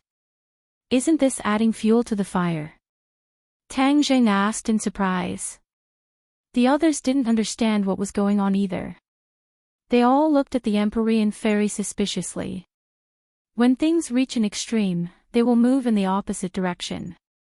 Extreme yang produces yin, and extreme yin produces yang. This is interconnected, the Empyrean Fairy said concisely. Tian Chanzi looked pensive as he muttered to himself, I've heard of this principle before, but I don't know how it works. Of course there's a secret behind it. Even if a normal person knew this, it would be impossible for them to achieve this effect. My father is extremely capable, which is why he was able to achieve this. The Empyrean Fairy said proudly. Since her father had been bestowed the title of Emperor of Heaven, this title was not ordinary. He was definitely not an ordinary person, but a powerful person. Does that mean I can't use your method to absorb more pure yang energy and achieve the goal of balancing yin and yang? Tang Jing asked in disappointment. Just now, he had thought of this fluke in his mind, but after listening to the Empyrean fairy's explanation, he had to throw this idea out of the window. The Empyrean fairy looked deeply at Tang Jing. Although she knew that Tang Jing had always been good at creating miracles, she still didn't think that Tang Jing had the luck and ability to create such a miracle. Looking at the Empyrean fairy's eyes, although she didn't say a word, Tang Jing already understood her thoughts. He couldn't help but smile bitterly. He took a deep breath and suppressed this unrealistic and absurd idea. He said, "Let's not talk about other things for now. Let's go find the gate of heaven first. Saving people is more important." "Okay." The Empyrean fairy nodded. "The gate of heaven is hidden in the world. I have to lead the way before you can go there. Otherwise, you won't be able to find the way. But one day, the world will change. The gate of heaven will experience the changes of the world. As for what it has become, it is hard for me to predict. Even if there are thousands of difficulties and dangers, even if there are mountains of blades and seas of fire, I still have to go," Tang Jing said without fear. He had just returned home, but he had to go on a long journey. Time waits for no one. When Yi Ding Dang heard that there was a ray of hope, the flames of hope lit up in her eyes. She looked at Tang Jing with a burning gaze. Tang Jing gently stroked her forehead and said softly, "Don't worry. With me here, I will definitely save you." Yi Ding Dang blinked, indicating that she understood. "We also want to go," Yi Tianlei and Feng Xinyang said dutifully. Yi Ding Dang was their daughter. Of course, they couldn't stay out of it. Tang Jing glanced at the Empyrean fairy. Seeing that she didn't object, he also nodded. "I'll go too. I can take care of Ding Dang along the way." Feng Shishir volunteered. The others were also eager to go. Tang Jing was afraid that everyone would rush to go first. If too many people went, there would be too many unknowns. Having more people might not be a good thing, so he hurriedly waved his hand to stop them. "There are enough people. Someone must stay at home. Tian Chanzi, you stay at home to protect everyone. If there are any problems, immediately contact us." Tian Chanzi also wanted to see the famous gate of heaven, but he also understood that Tang Jing's arrangement was very reasonable. It was impossible for there not to be a master at home. Now that they were surrounded by strong enemies, they couldn't let their guard down. Tian Chanzi nodded embarrassedly. He could only accept this arrangement helplessly. Seeing this, the others no longer volunteered. They all comforted them with kind words. "This time we are going to see."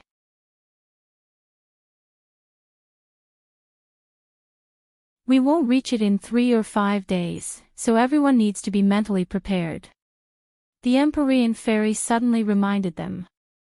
"See? Yes, the gate of heaven is at the end of the world, where heaven and earth meet." Everyone looked at each other. The ancients would have such a mysterious description, but for the modern people, there was no such thing as the end of the world, where heaven and earth meet, or it could be said that there was a visual error. The Empyrean fairy was influenced by modern knowledge. Obviously, she also understood that this sentence couldn't stand up to scrutiny.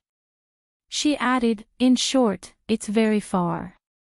In ancient times, it would take several months to reach it." Tang Jing nodded secretly. The ancient people's technology was behind. For the modern people, a few months of sailing could be reached in 10 days. Now, time was tight. 10 days wasn't a short period of time. After they finalized the itinerary, Tang Jing immediately contacted the Yen family. They needed a large ship to cross the ocean. The Yen family owned a shipping company, so they were naturally the best choice. After the Yen family heard about it, they naturally didn't refuse. A moment later, the Yen family's car stopped outside the villa. Yen Luyun and Yen Qingyi got out of the car and walked straight in. After seeing the two of them, Tang Jing was shocked. He said, "Why are you here?" The old man heard your anxious tone.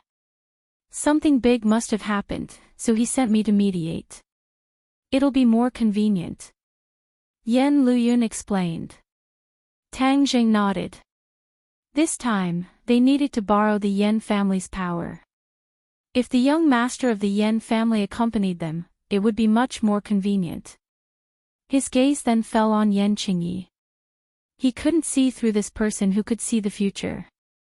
Yan Qingyi saw through Tang Zhang's doubts and said, "I saw a door slowly opening in front of you.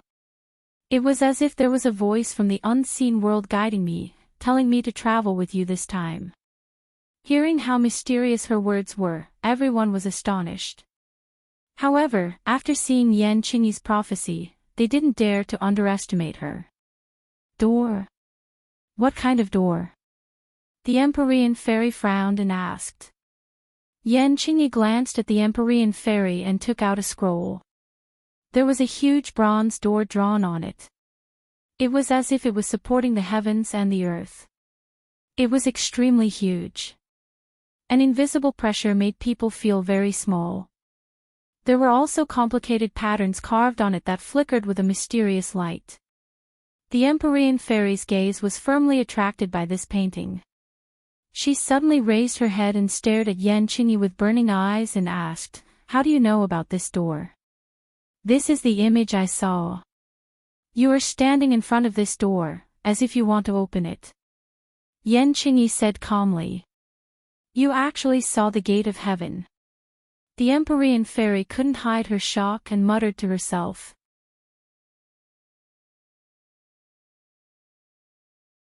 So this is called the Gate of Heaven. What a special name. However, looking at its tall and mighty appearance, it really does look like a door to heaven. Yan Qingyi nodded and analyzed thoughtfully.